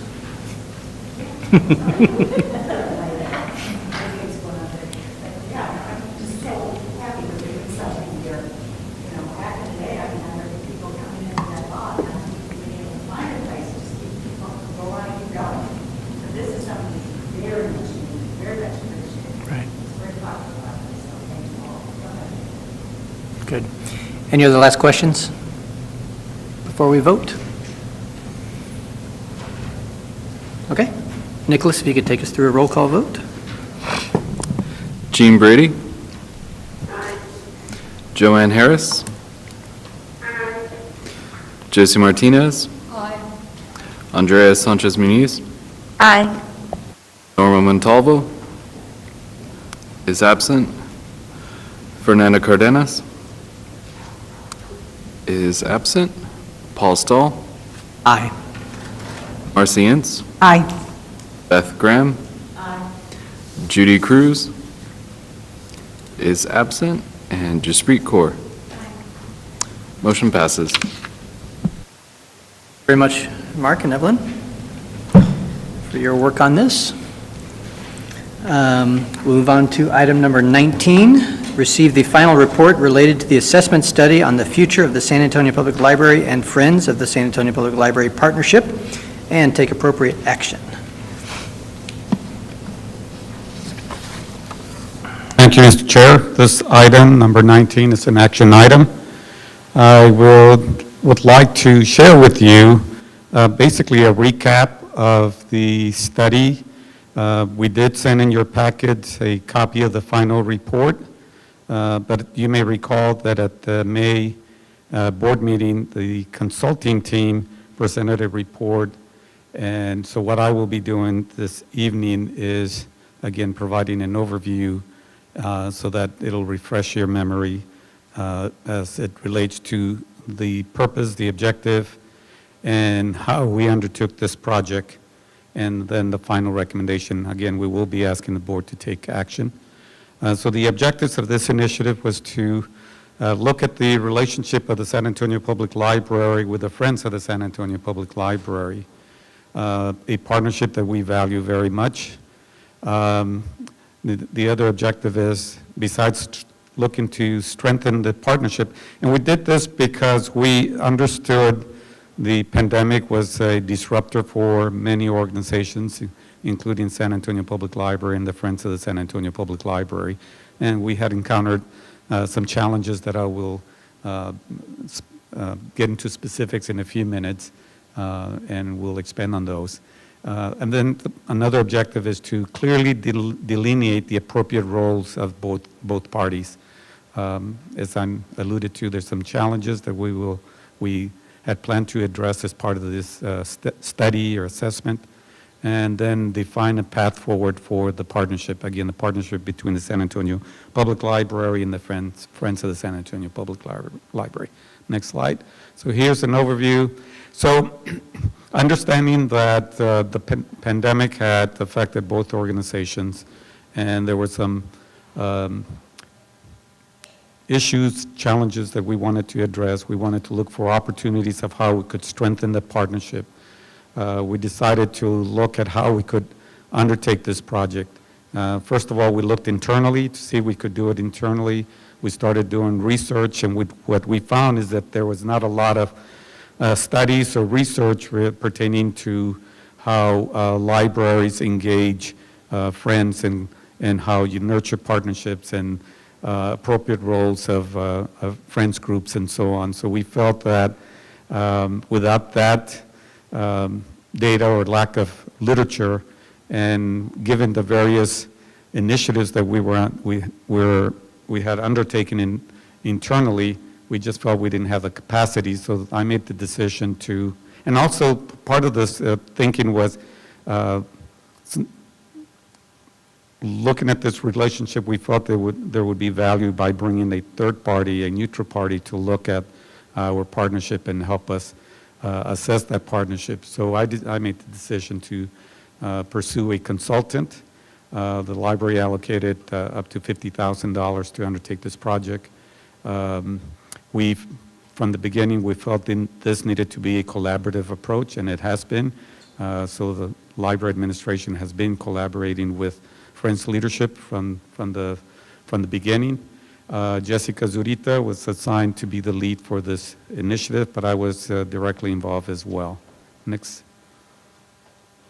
So I think it's important to share with the board what was the stated purpose when the Friends of the San Antonio Public Library was created, the mission and purpose of the organization, and it's a 501c3 nonprofit incorporated. The purpose is for this corporation it's organized, to promote public use of the San Antonio Public Library and appreciation of its value as a cultural and educational asset to the community, to encourage the extension and improvement of services. So that was the stated purpose. Next slide.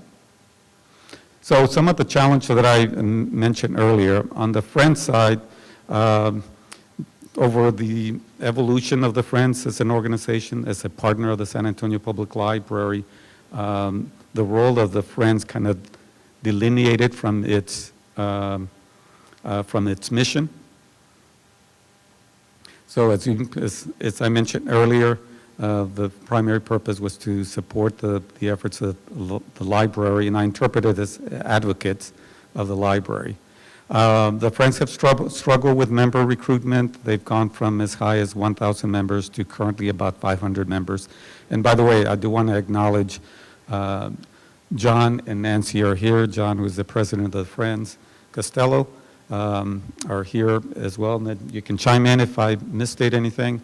But again, the membership, as it pertains to the membership, it's gone from as high of 1,000 to currently around 500. There's been some challenges regarding leadership succession. For example, Nancy has served president and vice president several times since I've been here. So it's been a challenge to find individuals to take on those leadership positions within the Friends of the San Antonio Public Library. The bookseller has also been somewhat of a challenge. Now, John reported earlier that they had a big month, so that's great news. But there has been challenges retaining a part-time manager of the bookseller, and so that's one of the challenges, as well as recruiting volunteers to help with the operations. And the organization has evolved to be a little more process-driven, especially as it pertains to the what some of us refer as chapters, what I refer as branch support groups. You may recall we have about 18 branch support groups of 28 branches. We have about 18 that have branch support groups. Most of them raise funds for that respective branch. Having access to those funds have been kind of process-driven and has been a challenge for us, for the San Antonio Public Library. On the San Antonio Public Library side, we've been challenged providing the appropriate support and meeting the expectations of the Friends. And again, this is all spelled out in the final report in more detail. It's, again, just to emphasize, the report is very blunt, if I can use that word, regarding, the assessment of both partners in this relationship. I mentioned having access to funds raised has been a challenge for the San Antonio Public Library. There, in some cases, branch support groups have been very conditional in terms of what they will support or what they will allow that particular branch library to purchase or to utilize, or how to utilize those funds that have been raised on behalf of that particular branch library. A big concern for me is disparity and equity issues. We have situations where, again, I indicated we have about 18 of 28 branches that have branch support groups. Is it 18, Jessica? So some branch libraries have struggled, or the Friends have struggled creating branch support groups for some branch libraries. And this primarily occurs in those communities where it's low socioeconomic, and associated with that, if they're successful in creating or establishing a branch support groups, they don't have the same success in raising funds as some branch support groups such as Parman, Brook-Hollow, Ed Cody, Igo, and others, primarily in the north, where it's easier to raise money. Therefore, those particular branch libraries benefit from those funds that are being raised by those branch support groups. On the other hand, those other libraries that are located primarily in low-income areas do not have the benefit of resources raised by their particular branch support group. In fact, again, as I indicated, many do not have branch support groups because it's a challenge to establish one just because of the makeup of the community. They may not have access to volunteers that have the time to be part of Friends support groups. So to me, that's one of the major challenges when we started looking at the partnership of the Friends and the San Antonio Public Library. So achieving a level playing field, I don't think it's achievable given the current model. And for, again, the San Antonio Public Library, part of the challenge is allowing or providing space for many of the branch support groups to have their book sales within the branch library. Often we need to carve out some space in meeting rooms for books to be stored. And that's space that could be utilized by the library for public services, and in many cases, it's not very attractive, it's kind of tacky. Next slide.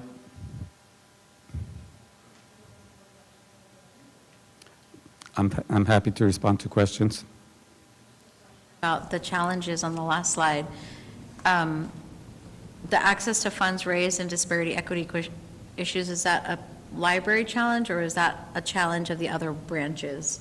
Challenge for us, and it's a challenge for the Friends from this perspective. The parent organization, what we call the Big Friends, they manage and hold the funds raised by branch support groups. They have to create a whole financial system, bookkeeping system to keep track of all those funds. And then for a branch library to actually have access, there's a process that needs to be followed. Now, we have some role in that process as well. It's not working, even though we work together. So that's a challenge from both sides.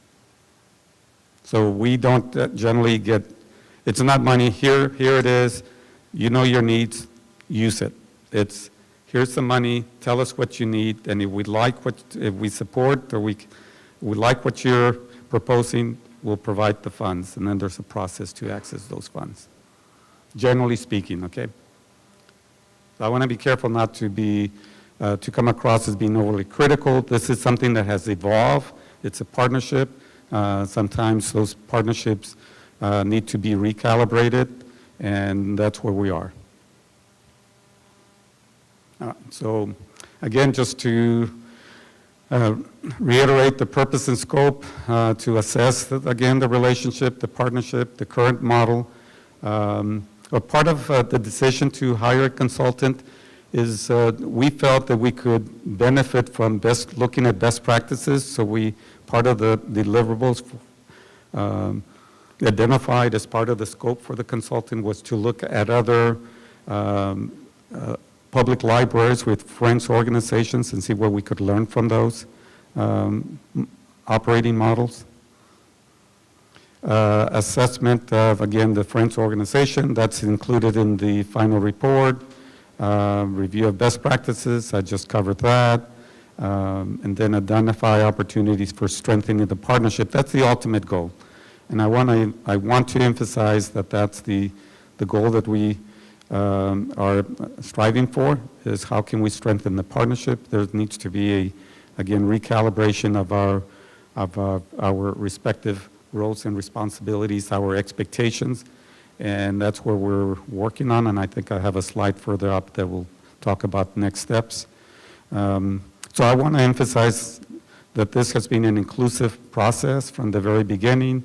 When the decision was made to undertake this assessment of the partnership, I engaged the leadership of the Friends organization.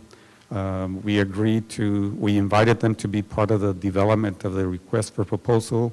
They were involved in the assessment of the consultants that responded to the request for proposal. Jointly, we agreed on a consulting team that was selected. We made sure and we emphasized to the consulting team that we wanted this to be an inclusive process. I often repeated that it was important for the Friends as an organization at all levels to have a voice in this process. So we went through extreme measures to obtain that. Focus groups were developed. Survey was developed as well. A steering committee was established. There were individual groups with members of the Friends. The Friends leadership at all levels were engaged and were given an opportunity. We provided updates, and that's where we are right now. So next slide, I believe, okay. So part of the deliverables that we asked the consultant to undertake as part of this assessment, again, is to look at other models, peer libraries. So they looked at the Austin Public Library, the Friends of the Dallas Public Library, the San Jose Friends, San Jose Public Library in San Jose, California, the Friends of Columbus Metropolitan Library, Memphis, Seattle, and Pikes Peak in Colorado. So here is, I know it's a lot of information. Jessica's going to help me. She's going to walk you through the key comparisons, the key findings of these comparisons of looking at other operating models for friends of libraries. So see what we could learn from those organizations. So Jessica, get some water.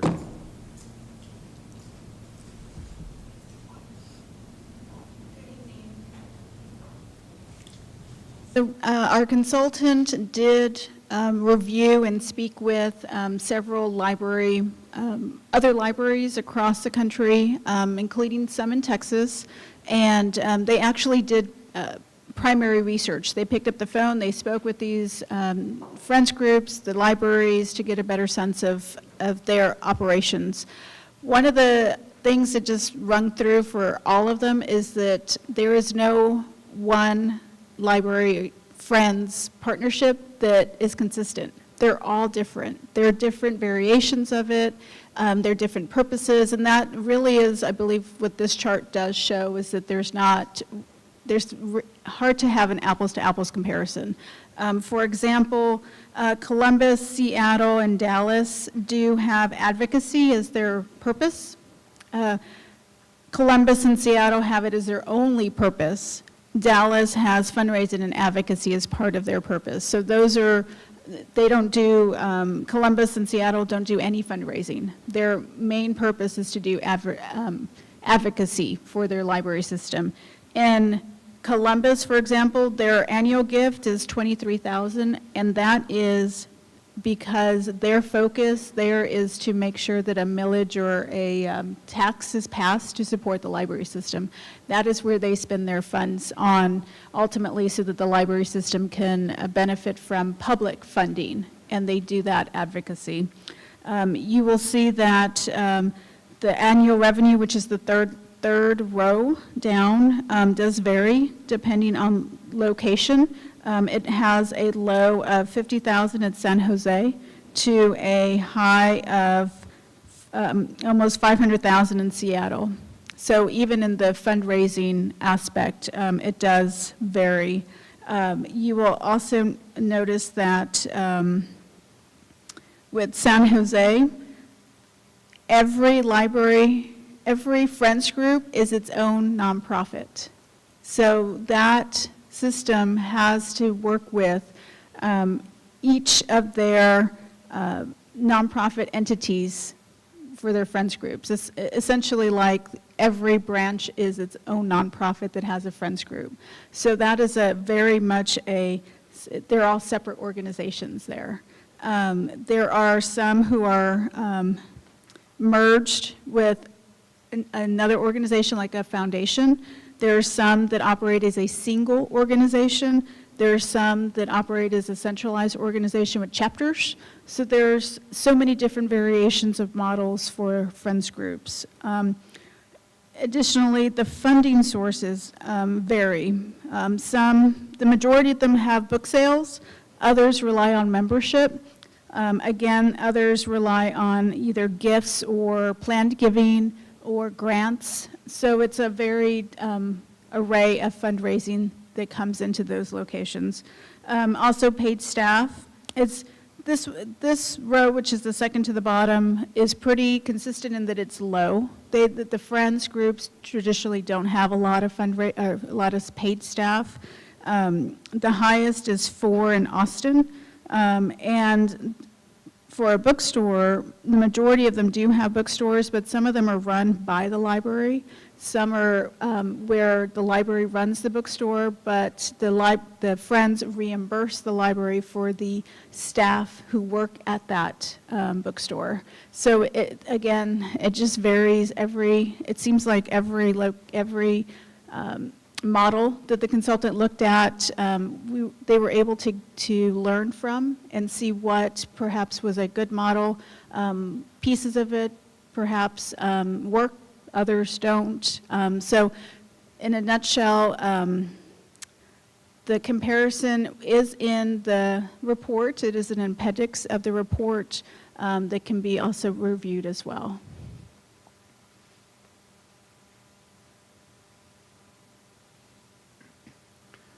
Thank you, Jessica. So here are the key findings from the consultants. Deviation from core mission on the Friends side, as you can see on the left, well, my left. Sustainable leadership, I covered that. Membership growth, it's been a challenge for the Friends to recruit more members. Bookseller operations, there have been some challenges that I alluded to. Expendable and more complex roles for Friends leadership. They have more responsibility, bookkeeping, and so again, a more complex organization. On the library side, our current MOU is not clearly aligned with respective missions. It's not aligned, basically. There was increased engagement at the library leadership level. Basically, the report indicated that we, library administration, library staff, was not providing enough engagement with the Friends and providing enough support and direction. I mentioned the use of library spaces, role of library volunteer services, not providing support in their efforts to recruit volunteers. And equity challenges, I've covered that. Next item. So issues for future discussion. Together, we need to look at the organizational structure, look at the advocacy role, and I'll pause here for the purpose of full disclosure. There's a philosophical position that I've had from the very beginning. I believe Friends' primary role should be an advocacy role. Now, it evolved into fundraising. We have a fundraising arm, the San Antonio Public Library Foundation. That's the fundraising arm for the San Antonio Public Library. While we are grateful and we appreciate and we have benefited from the funds that have been raised by the Friends for the San Antonio Public Library, we feel that we're at a crossroads now to rethink this. And now, let me emphasize, the Friends of the San Antonio Public Library is an independent entity, incorporated as nonprofit. So part of the going forward is having a conversation to collaborate and determine together what Friends as an organization will become. From philosophically, as your library director, I believe it should be an advocacy role, but I understand that there's, in many branches, branch support groups embrace their role of having the book sale and raising money for that particular branch library. So whether will that continue, that's to be determined. There's some work to be done for both parties, and so that's a big question mark, but I want to provide full disclosure that from my viewpoint, because we do have a fundraising arm, the San Antonio Public Library Foundation, and because of the struggles that the Friends have experienced and continue to experience, advocacy role seemed to me the appropriate role. But again, that's something that we will continue to discuss, and a decision will be made by the Friends as an organization. So again, fundraising role. Operations of the bookseller, we talked about the challenges. Again, this past month, they had a successful month raising money, but it is true that it's hard to keep a manager of the bookseller there. There's a lot of turnover. It's hard to recruit volunteers, but again, that's operations of the Friends of the San Antonio Public Library. We'll need to talk about that operation as we go forward. We provide valuable space. It's real estate. There's a value to that. We provide materials that have been discarded from the library collection and gift books that have been provided to the library that we don't keep. We give to the Friends to sell. Funds that are raised go to not only operations, but also to the library. And then the role of branch support groups, that's something that needs to be explored going forward. So this study will lay the groundwork, will provide basically a blueprint, a roadmap for strengthening the partnership and recalibrating this partnership. Next slide. So as I indicated earlier, the report was pretty critical that there was not enough engagement by library administration. So we have already started meeting on a monthly basis with the president and vice president of the Friends. We already had our first meeting. I think meetings have been scheduled for how many more months ahead? To the end of the year, and we will continue to meet. I've been asked to provide, as a starting point, an aspirational model for a viable and dynamic Friends partnership, and I'll be doing that. The Friends organization is planning to have a facilitated strategic planning work session with their leadership as a starting point, and that's later in a couple of months. I think September, I believe, is the target month. I want to emphasize library staff will continue to actively work with the Friends leadership and collaborate to achieve a mutual transformation, to achieve, again, a partnership that's viable, that's aligned with both missions going forward. So the action today, I believe we have a slide, is for the board to accept the report. Again, we provided a copy of the final report in your packet, and to endorse the next steps and work plan. And the work plan is to for library administration to work closely and to collaborate closely with the Friends leadership to determine the future of this partnership. I'm happy to respond to any questions that you may have.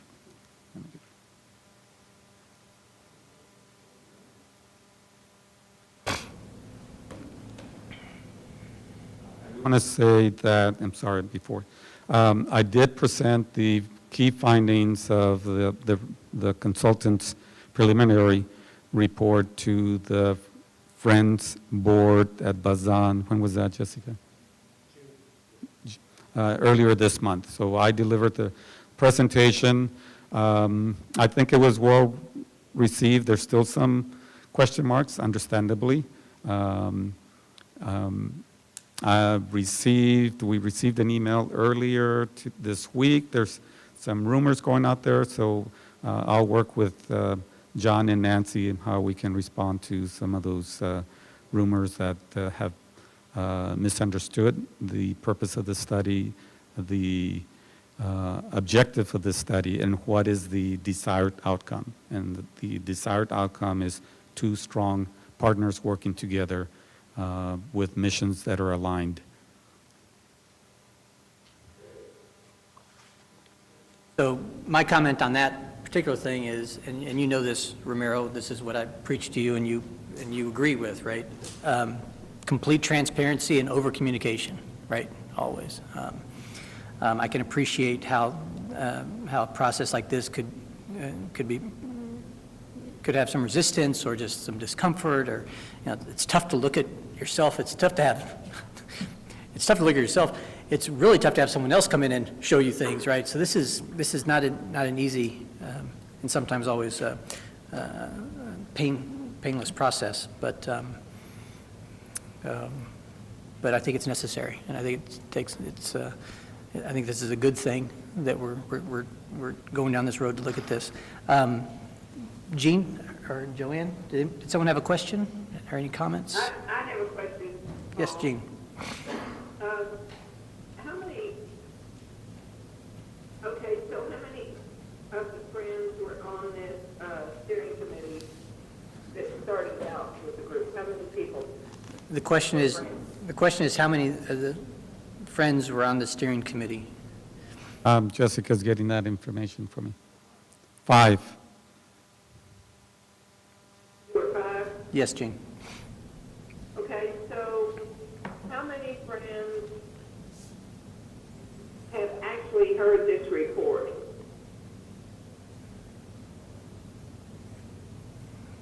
Do we know how many friends have actually heard the report? That might be a tough one to answer.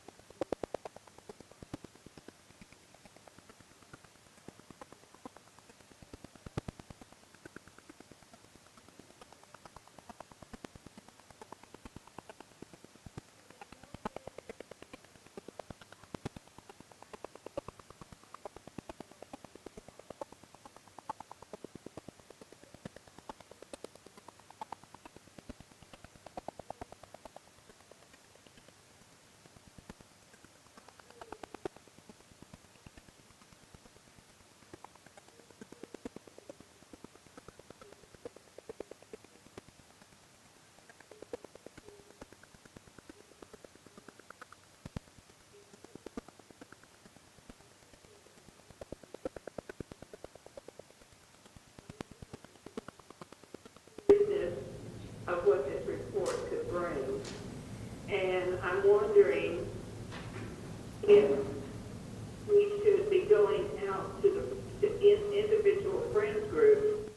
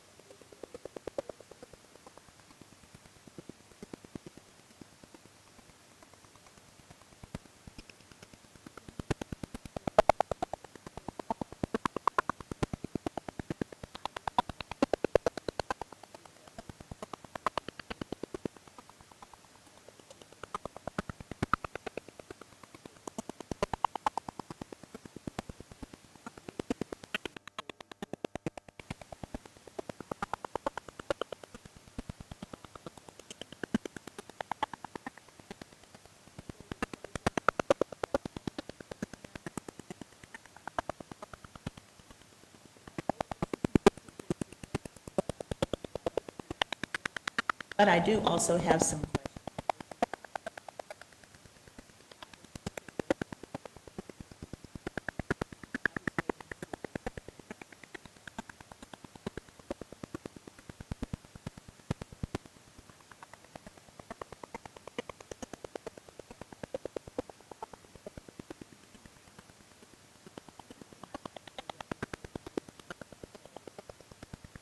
Well, the Friends meet July.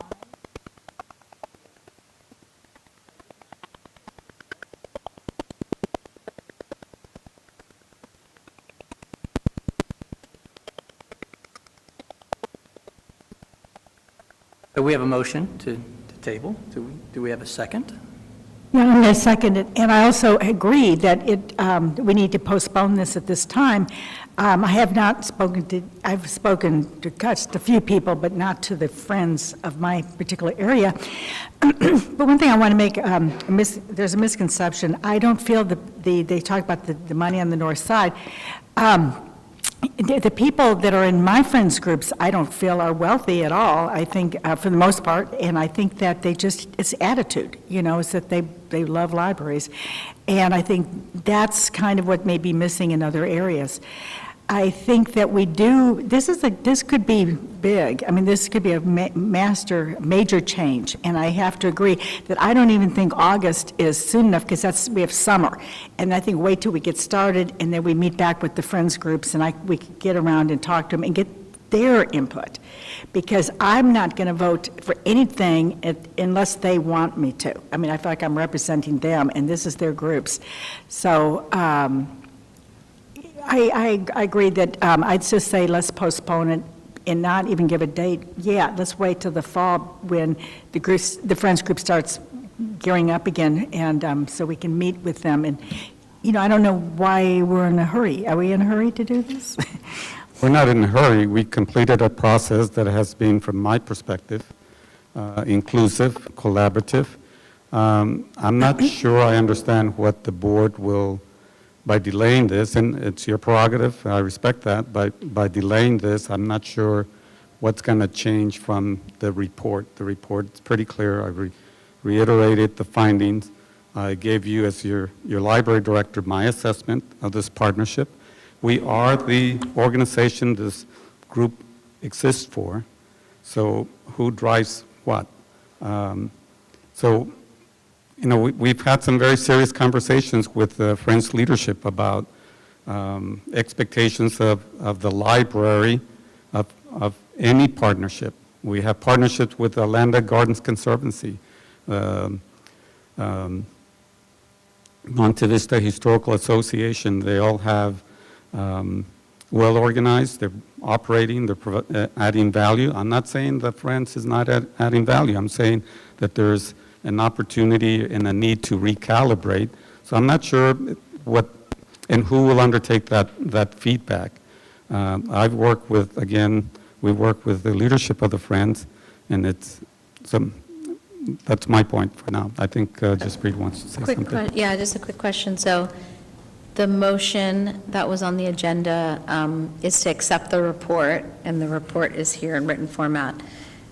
And then it's also to endorse next steps in the work plan. Did you have a slide?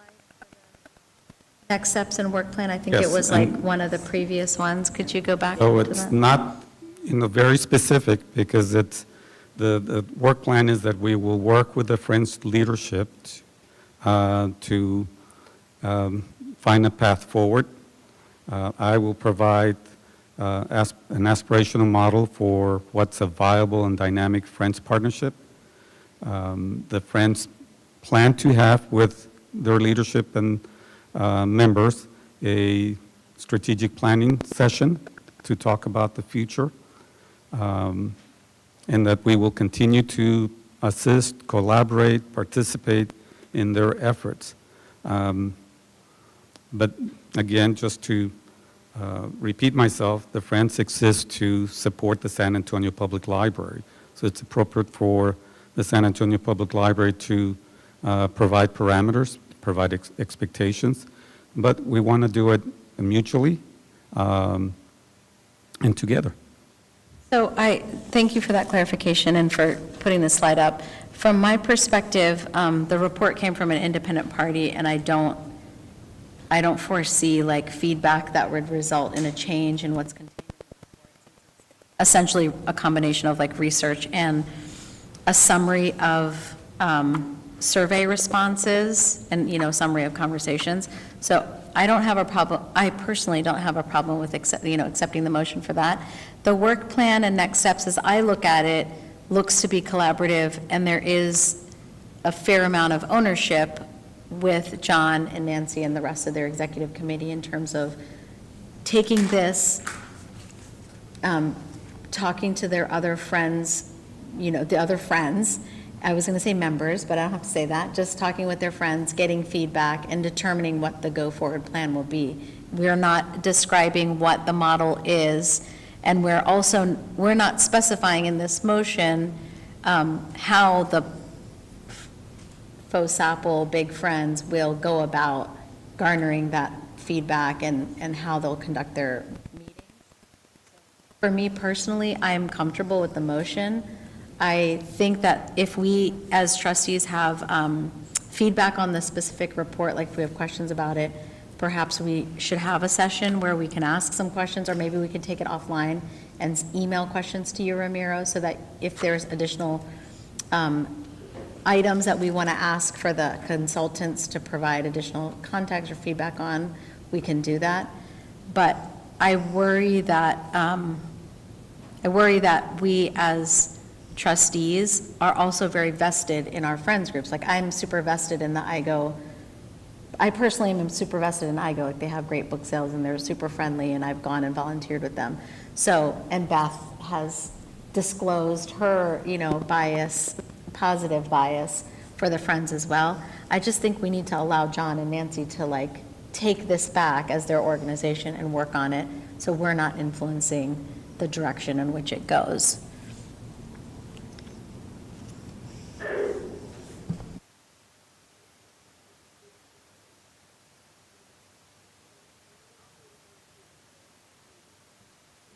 And we know if you've been active at all with the Friends, and I know many of you have been, we know that leadership is generally the president, and that's John right now, and generally it's going to be Nancy Gandera.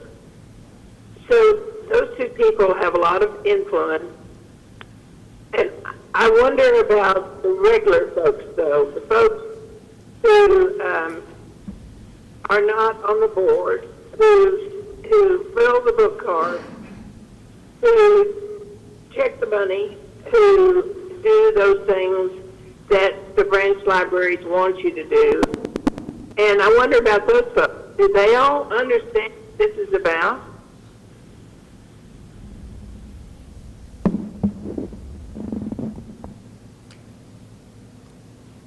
That might be part rhetorical and part actual question. And from what I'm understanding, a vast majority, if not, a very vast majority of the Friends haven't had a chance to review this report yet. I think that Jaspreet gave some very good context in terms of, the proposed motion as shown in the slides, not Beth's motion, but the proposed motion in the slides, that we're not looking to vote to dictate a specific direction at all. It's to accept the report and then allow the next steps that are collaborative and to begin occurring. But I'm also sensitive to the fact that I don't want this to look rushed, right? That's my own opinion, and I also want it to continue in good faith as a collaborative effort. Those are my thoughts. I mean, we do have a motion and a second on tabling the item. I'd like to know, to what benefit do we think tabling it would add to the process, from your opinions? Yeah.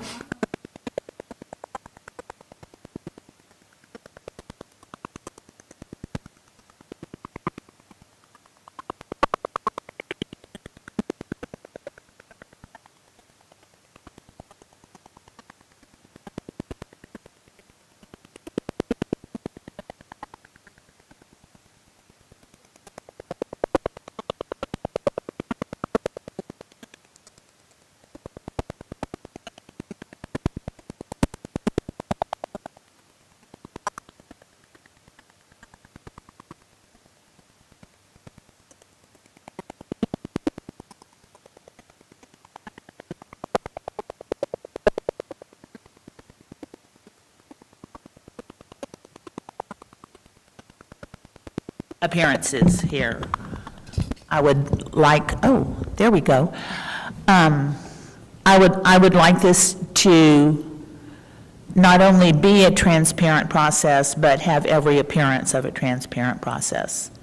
And I worry that at this point, it might not have that appearance, however transparent it may actually have been. Is that clearer? So I have a question. On page 19, it has the report's suggested implementation timeline. Is that what's driving the kind of the next steps on the other slide? Not exactly. We both, library administration and the leadership of the Friends have acknowledged that this is going to take months, maybe a year. I mean, it's a task that encompasses a lot of parts. So no, that's not driving.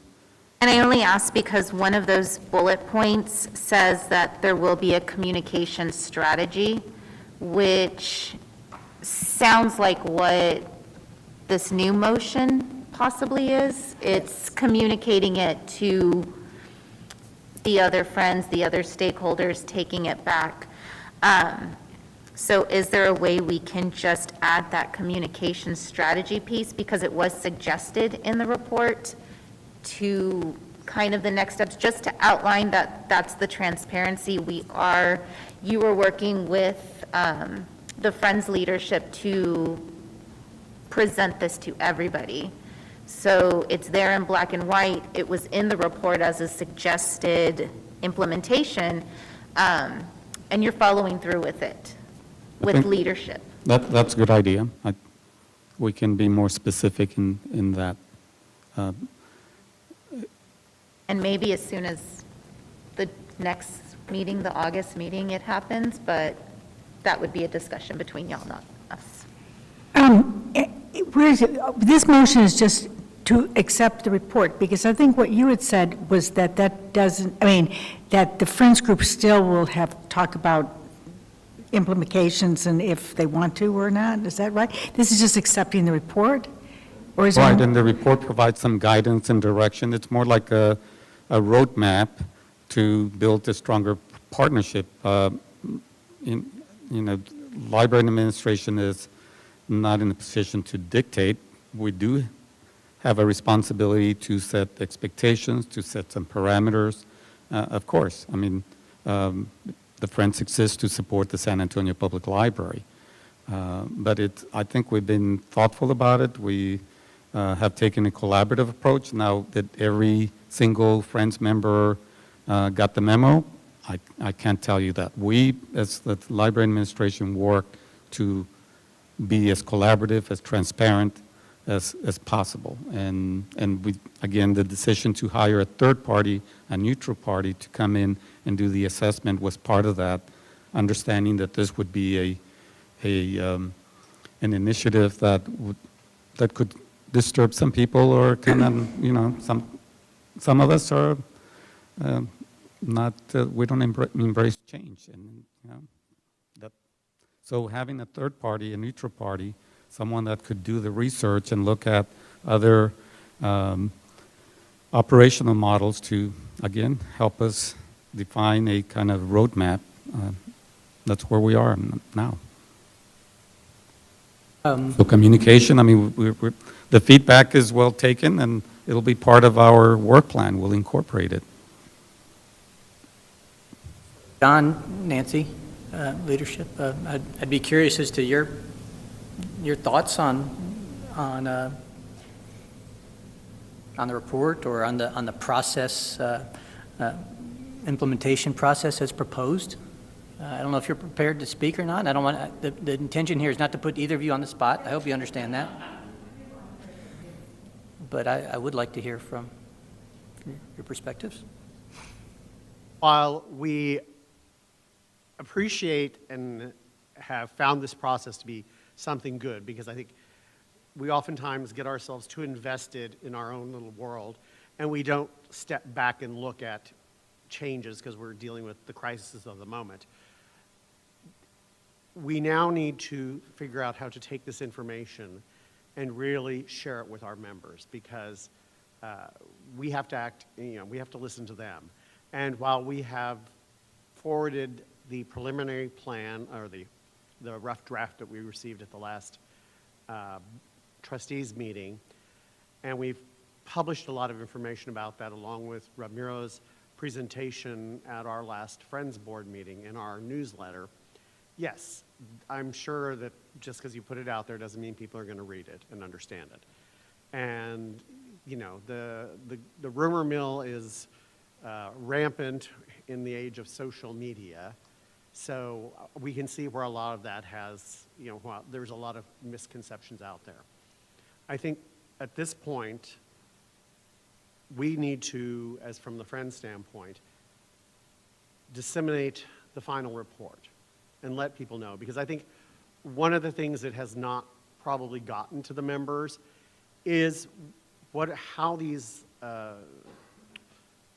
challenges and how they got to that point. What was the background? The survey, because I know while the survey was sent to all of the members of the Friends, only 171 responded, which actually is pretty good for a survey response, but still, people don't pay attention to these things, so they need to see what was done to reach these conclusions. And I think that is where having some breathing time will allow us to go out and to meet with the membership and to let them see this report so they can understand these conclusions weren't just something some guy out in LA came up with, because there's, even though it makes sense to have a neutral third party, this is somebody who doesn't know us. So there is a tendency to push back on that. So I think that at this point, I haven't fully digested this report either, because it does take a lot, but we have taken steps. I've had a long conversation with Rosemary Fry today, whom some of you may know. Was on the foundation board, but she's worked with nonprofits for 40 years in this city. So she is very good at strategic planning, organizational development. So we talked with her about, because one of the steps that's recommended is having a strategic planning meeting. And that's good. So it's sort of figuring out now, where do we go with this as to which topics are addressed first? And how do we proceed at that point? Because one of the things is, what is the organizational structure? Well, that's a huge issue. And so we have to figure that. That's one of the things we have to figure out. And I'm sure there's going to be a lot of opinions about it. John, a question for you or Nancy. Are you comfortable with the next steps that have been outlined for you all to take on? In general, I think that it's sort of, as we say, the devil's in the details about some of these things. And I think, well, there's a lot of this that I think we agree, getting out of a lot of the financial aspect of it, the headaches that it creates for the friends, we can embrace. But you also have that connection from the individual groups that, they exist to have those book sales, to raise that money. So how do we, try to give them another side of that discussion to look at? Yeah, I think, on the one hand, I would be comfortable with you taking action as described in the motion, because I know that those next steps and the work plan are going to be what really makes the difference in the organization. And I think it is a collaborative experience. And I don't embrace all of the recommendations in the report, but I don't think you're being asked to do that either. I don't think that this motion implies that you are all completely in accord with all of the recommendations that Martin Gomez made, because he has presented some alternatives. Even to the ones he was recommending, there are other things out there that could be the situation that it would be best for us. And we will only know that by going through the work plan and time and involving a lot of other friends in it. So although I would say tabling it until your July meeting would work as well, because we have a meeting on July the 16th, and we will have more opportunity, as John has said, to convey that to our members. But they're not really going to get comfortable with it until after we've had a lot of time to talk with them. So I have no problem with the motion as it's been presented here, but I also would have no problem with saying, and the trustees don't want to imply that they are rushing anything, so they've tabled it until you've had more time to get used to what's in the report and understand that we have work to do now as we evolve. So, that's what I would say. Thank you. Thank you for that clarifications. I really appreciate it. That input's very valuable. And I would assume, you both know how much admiration and respect we have for you guys and for The Chair, Jessica's going to share something from our Assistant City Attorney regarding parliamentary procedure. Here we go. Just to confirm, the motion on the table, so that the board understands what is being, the motion that has been made on the table is to postpone, and just to reaffirm that that is the motion presently. That is correct. Yeah, I'm very clearly tracking on that portion of it. But thank you for that clarification. So we do have a motion to postpone. We have a second. We've been discussing that motion, right? We have not voted on that motion. I could call the question pretty much any time, or anyone else could.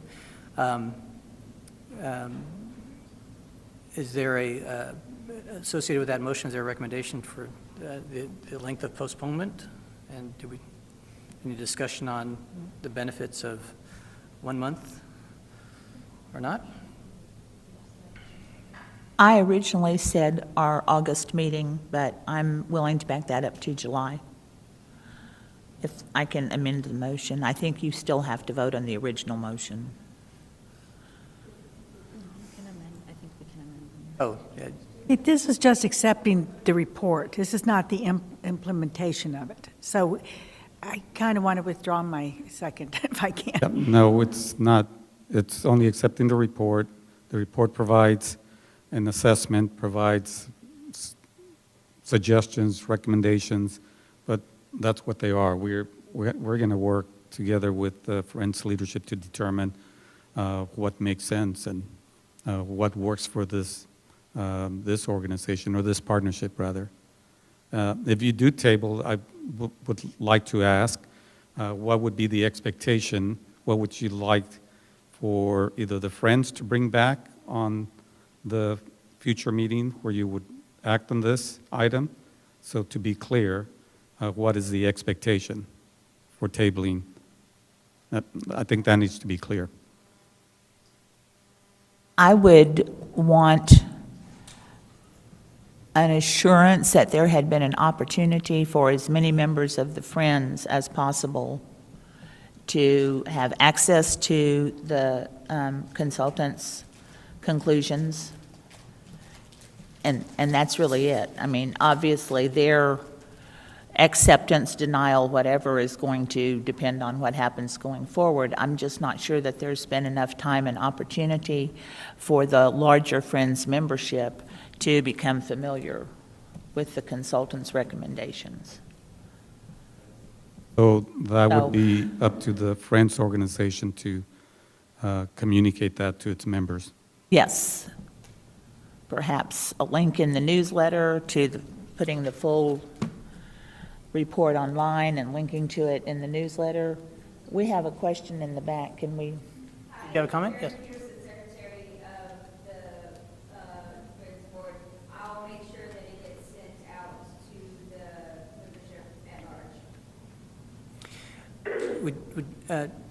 Beth, would you be willing to amend your motion for July?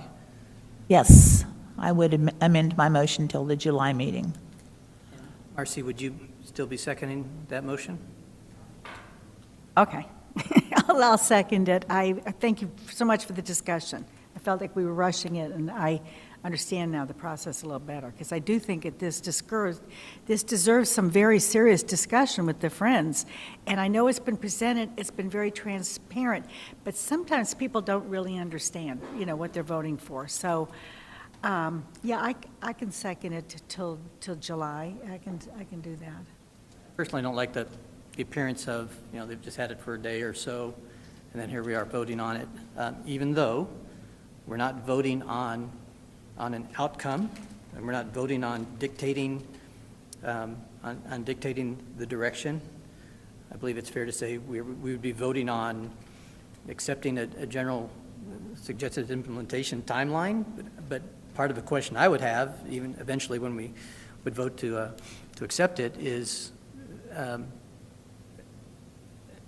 Ramiro, would your understanding be if and when we were to vote to accept the report, that we would be accepting verbatim every word of how to move forward? Or would that, would the timeline of the collaborative approach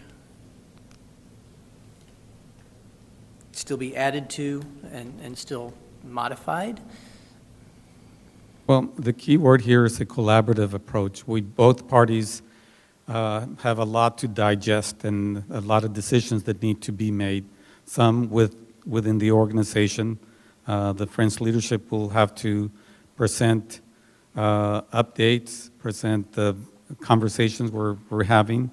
So there is no timeline because we understand this could take months or maybe a year. So the best we could do is to tell you that it will be a collaborative approach with library administration and the leadership of the Friends, and that we will pursue an inclusive process.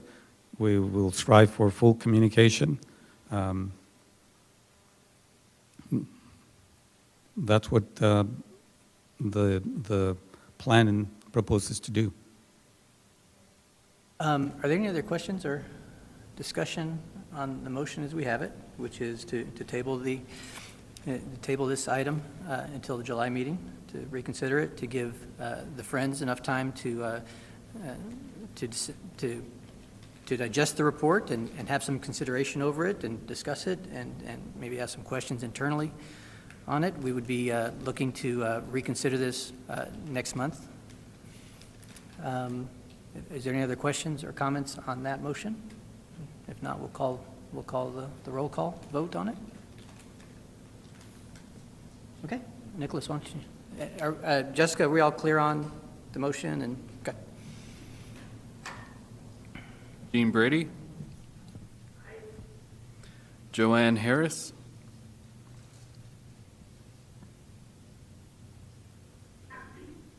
Joanne, what was your vote? I abstain. Abstain? Okay. Josie Martinez?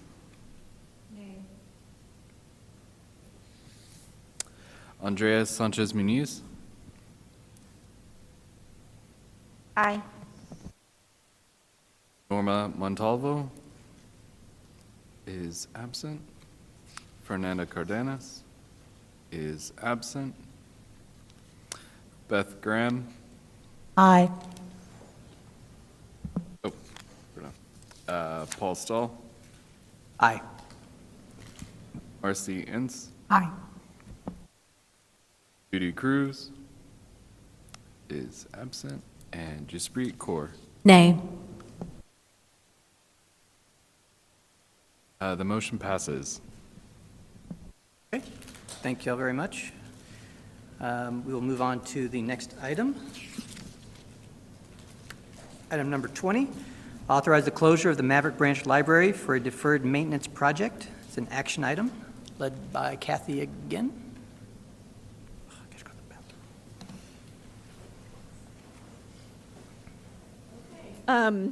So for the Maverick Branch Library, we have a funded deferred maintenance project of almost $400,000. The scope and detail is up there on the screen, but this is a series of interior refreshes to that particular branch as part of our deferred maintenance program.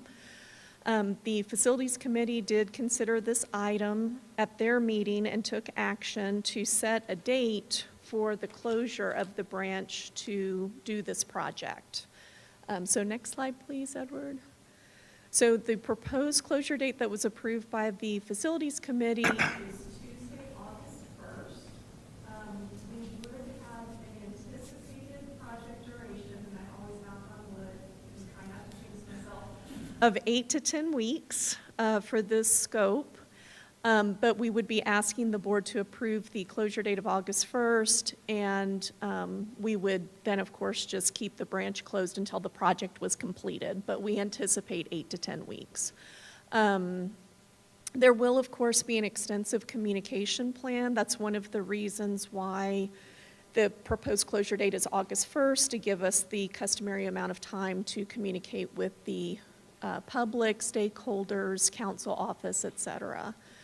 In this particular case, because the closure is anticipated to be relatively brief, there is not a proposed interim service location, but rather we're going to go back to sort of what we used to do for these briefer closures, which is to give lots of good information about the next closest branches so that people can visit those branches. The book drop will, however, remain open at Maverick, so people have that option to return materials. So as the project goes along, obviously, we'll continue to keep the facilities committee and the board updated. And again, because of the anticipated short duration of the project, there is not an interim service location for this particular project. And this is a requested action item. Can I ask a question, or do we need to make a motion first? I can ask a question. Or for either you, Kathy, or Andrea. When this came up in Facilities Committee, was there any discussion about it being summertime? Because Maverick, with the skate park close by, I feel like it's a busy branch. There's a lot of young people there, and I'm just curious if that came up in Facilities Committee. I think it kind of did, but I think we were anticipating that the back-to-school rush was going to happen. This was also, I think, before they released the days, like the districts were going to come back. So it was a very brief discussion. The districts are coming back later than normal, though, right? So Some, in my opinion. yeah, some My are. interpretation, the summer is longer because school starts later. So it feels like August 1st would push that. I'm just curious if that was something that came up. It would, even from both circulation and program visits and the director's report, Maverick is a pretty busy branch. Directly comment on it. I wasn't at the last Facilities Committee meeting, so apologies. However, if we are under the need to complete this by the end of the fiscal year, August the 1st is about the latest we could start, isn't it? That is true.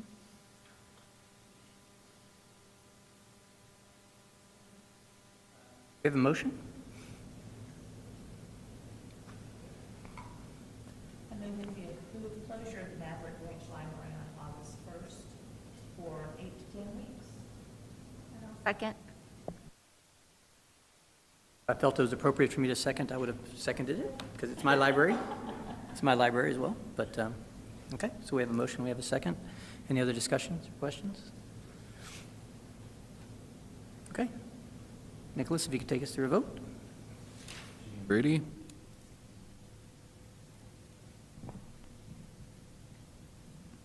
Jean? I can't hear you. I'm sorry. Aye. Thank you, Jean. Joanne Harris? Josie Martinez? Andrea Sanchez Muniz? Aye. Norma Montalvo is absent. Fernando Cardenas is absent. Paul Stahl? Aye. Marcy Ince? Aye. Beth Graham? Judy Cruz is absent. And Jaspreet Kaur Aye. passes. On to item number 21, authorize closure of the Great Northwest Branch Library for a deferred maintenance project. It's an action item. Kathy? So similarly, this is a fiscal 2023 deferred maintenance project as part of our planned improvements for the Great Northwest Branch. And the scope includes interior improvements as well as a restripe of the parking lot, furniture, fixtures, new lighting, and a new drinking fountain with the bottle station on the improvements.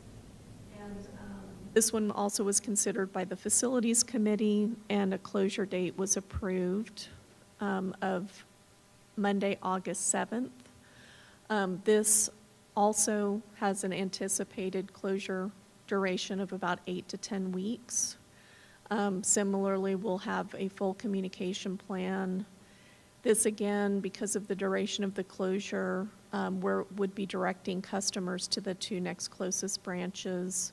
The book drop will remain open, and we'll continue to update the Facilities Committee and the board, and the book drop will remain open. And thank you, Beth, for channeling your staff days and mentioning about deferred maintenance projects. We really do try to complete them within the fiscal year they're funded. Paul had to step out, but I'll entertain a motion in his place.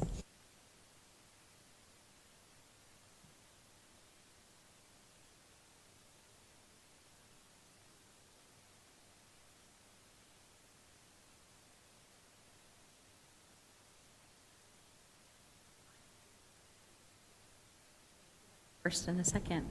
Any other questions or comments? Okay, Nicholas, can you take us through a roll call vote, please? Jean Brady. Joanne Harris. Josie Martinez.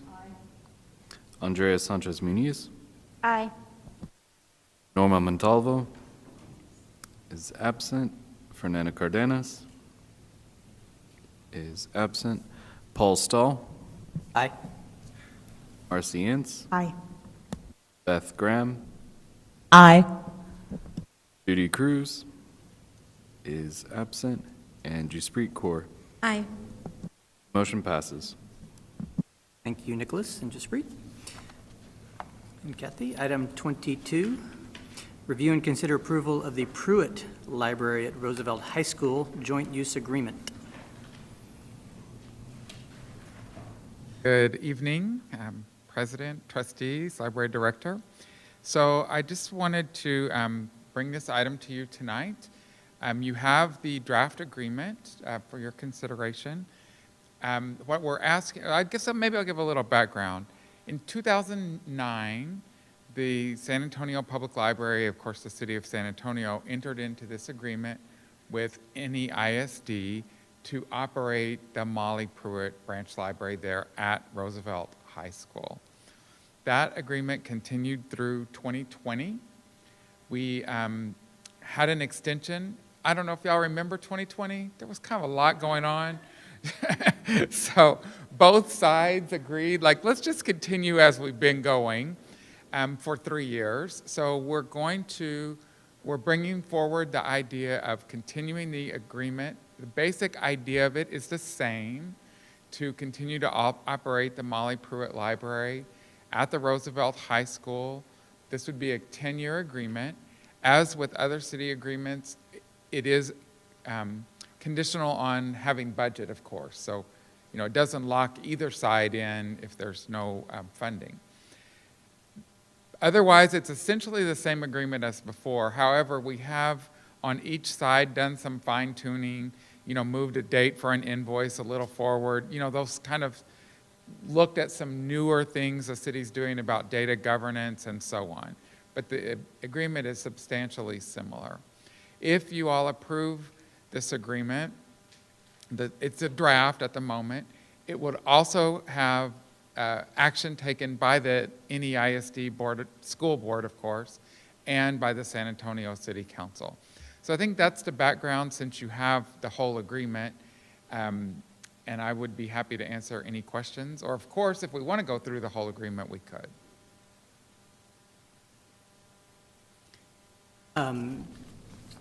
So once again, any material differences between the previous?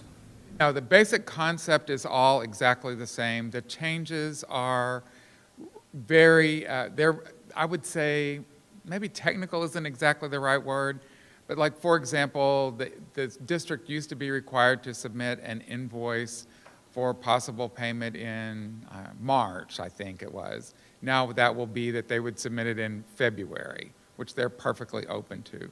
That fits better with the city's budget process. So it's changes like that. The city now has a data governance policy. So basically the agreement now says, that we would honor that data governance policy, which we're already doing. So it's things like that of just being a little more explicit and some small changes in dates. Are there any items in the draft that were contentious or any problems? No, there have not been.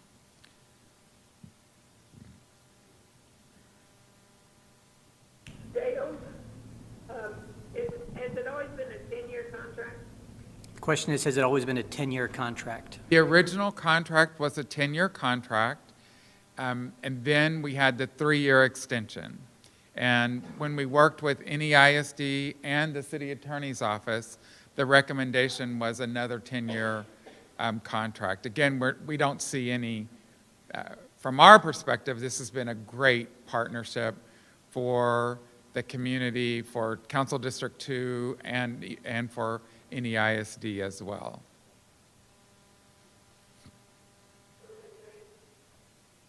Joanne, do you have any questions or comments? No, I was just waiting for the motion. Okay, well, you could make one if you'd like. I think that's the motion, is just to approve this, this agreement. I see that the agreement mentions fines and fees. I assume there aren't any fines anymore, is that correct? Or does That's the correct. school collect fines on its? They do not collect fines. Okay, so any fees would be only for lost or damaged Correct. materials? Okay.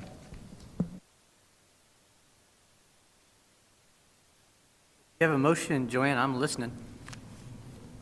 Yeah, okay. I move that we approve the contract for the Pruitt Library, High School, Roseville High School. Second. We have a motion. Thank you, Joanne. We have a second. Thank you, Jaspreet. Any other questions? I'll just make a comment that when I first moved to San Antonio, Reagan was a joint, I think it was before Parman, it was like a joint library. I used to take my kids there, and then I've also visited Roosevelt with families who have an older child that goes to Roosevelt, so the younger child, they kind of want to acclimate. And I never thought about that in terms of when you take your child to a library that's co-located in a high school, that they see themselves one day going there. So I think that's one of the really nice unintended consequences of having this partnership, because they do have regular programming, which any of us can attend. But I think it really helps to solidify that for children who live in that area, that they could one day grow up and go to that high school. So thank you for that. Thank you for working on that partnership. Comment, hadn't thought of that. Great. Any other questions, comments? Nicholas, you want to take us through a roll call vote, please? Jean Brady. Joanne Harris. Aye. Josie Martinez. Andrea Sanchez Muniz. Aye. Norma Montalvo is absent. Fernanda Cardenas is absent. Paul Stahl. Aye. Marcy Ince. Aye. Beth Graham. Aye, and I would also like to add that this is, I think, one of our more creative approaches to library service, and I'm glad to see it continuing. Judy Cruz is absent. And Jaspreet Kaur. Aye. Motion passes. Thank you, Dale. We'll move on to our last item, item number 23. Receive an update regarding the interlocal agreement with Bexar County for library services and consider taking appropriate action. It's an action item. And I believe we are going to go into executive session for this item. So, the Board of Trustees of the San Antonio Public Library will begin its executive session pursuant to Government Code Section 551.071, consultation with attorney, on this 28th day of June, 2023 at 7:44 p.m. So we'll see y'all back later.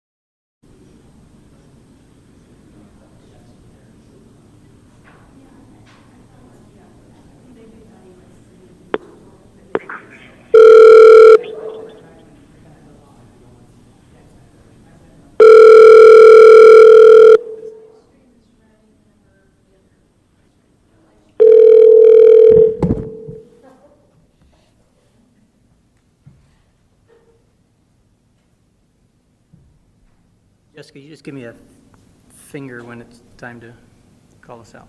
No? Okay. Give me the finger? That's not what I meant. You did say a finger. A finger. That's a word.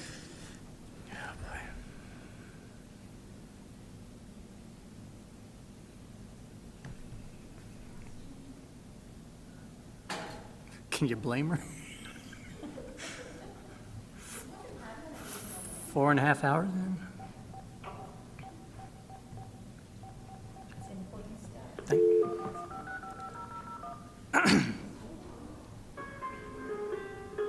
Welcome to WebEx. Enter your access code or meet number.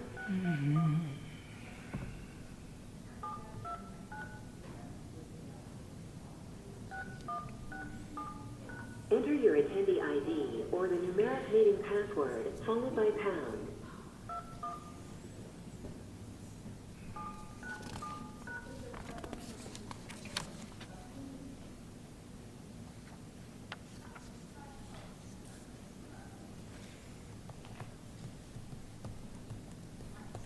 Joanne, can you hear us?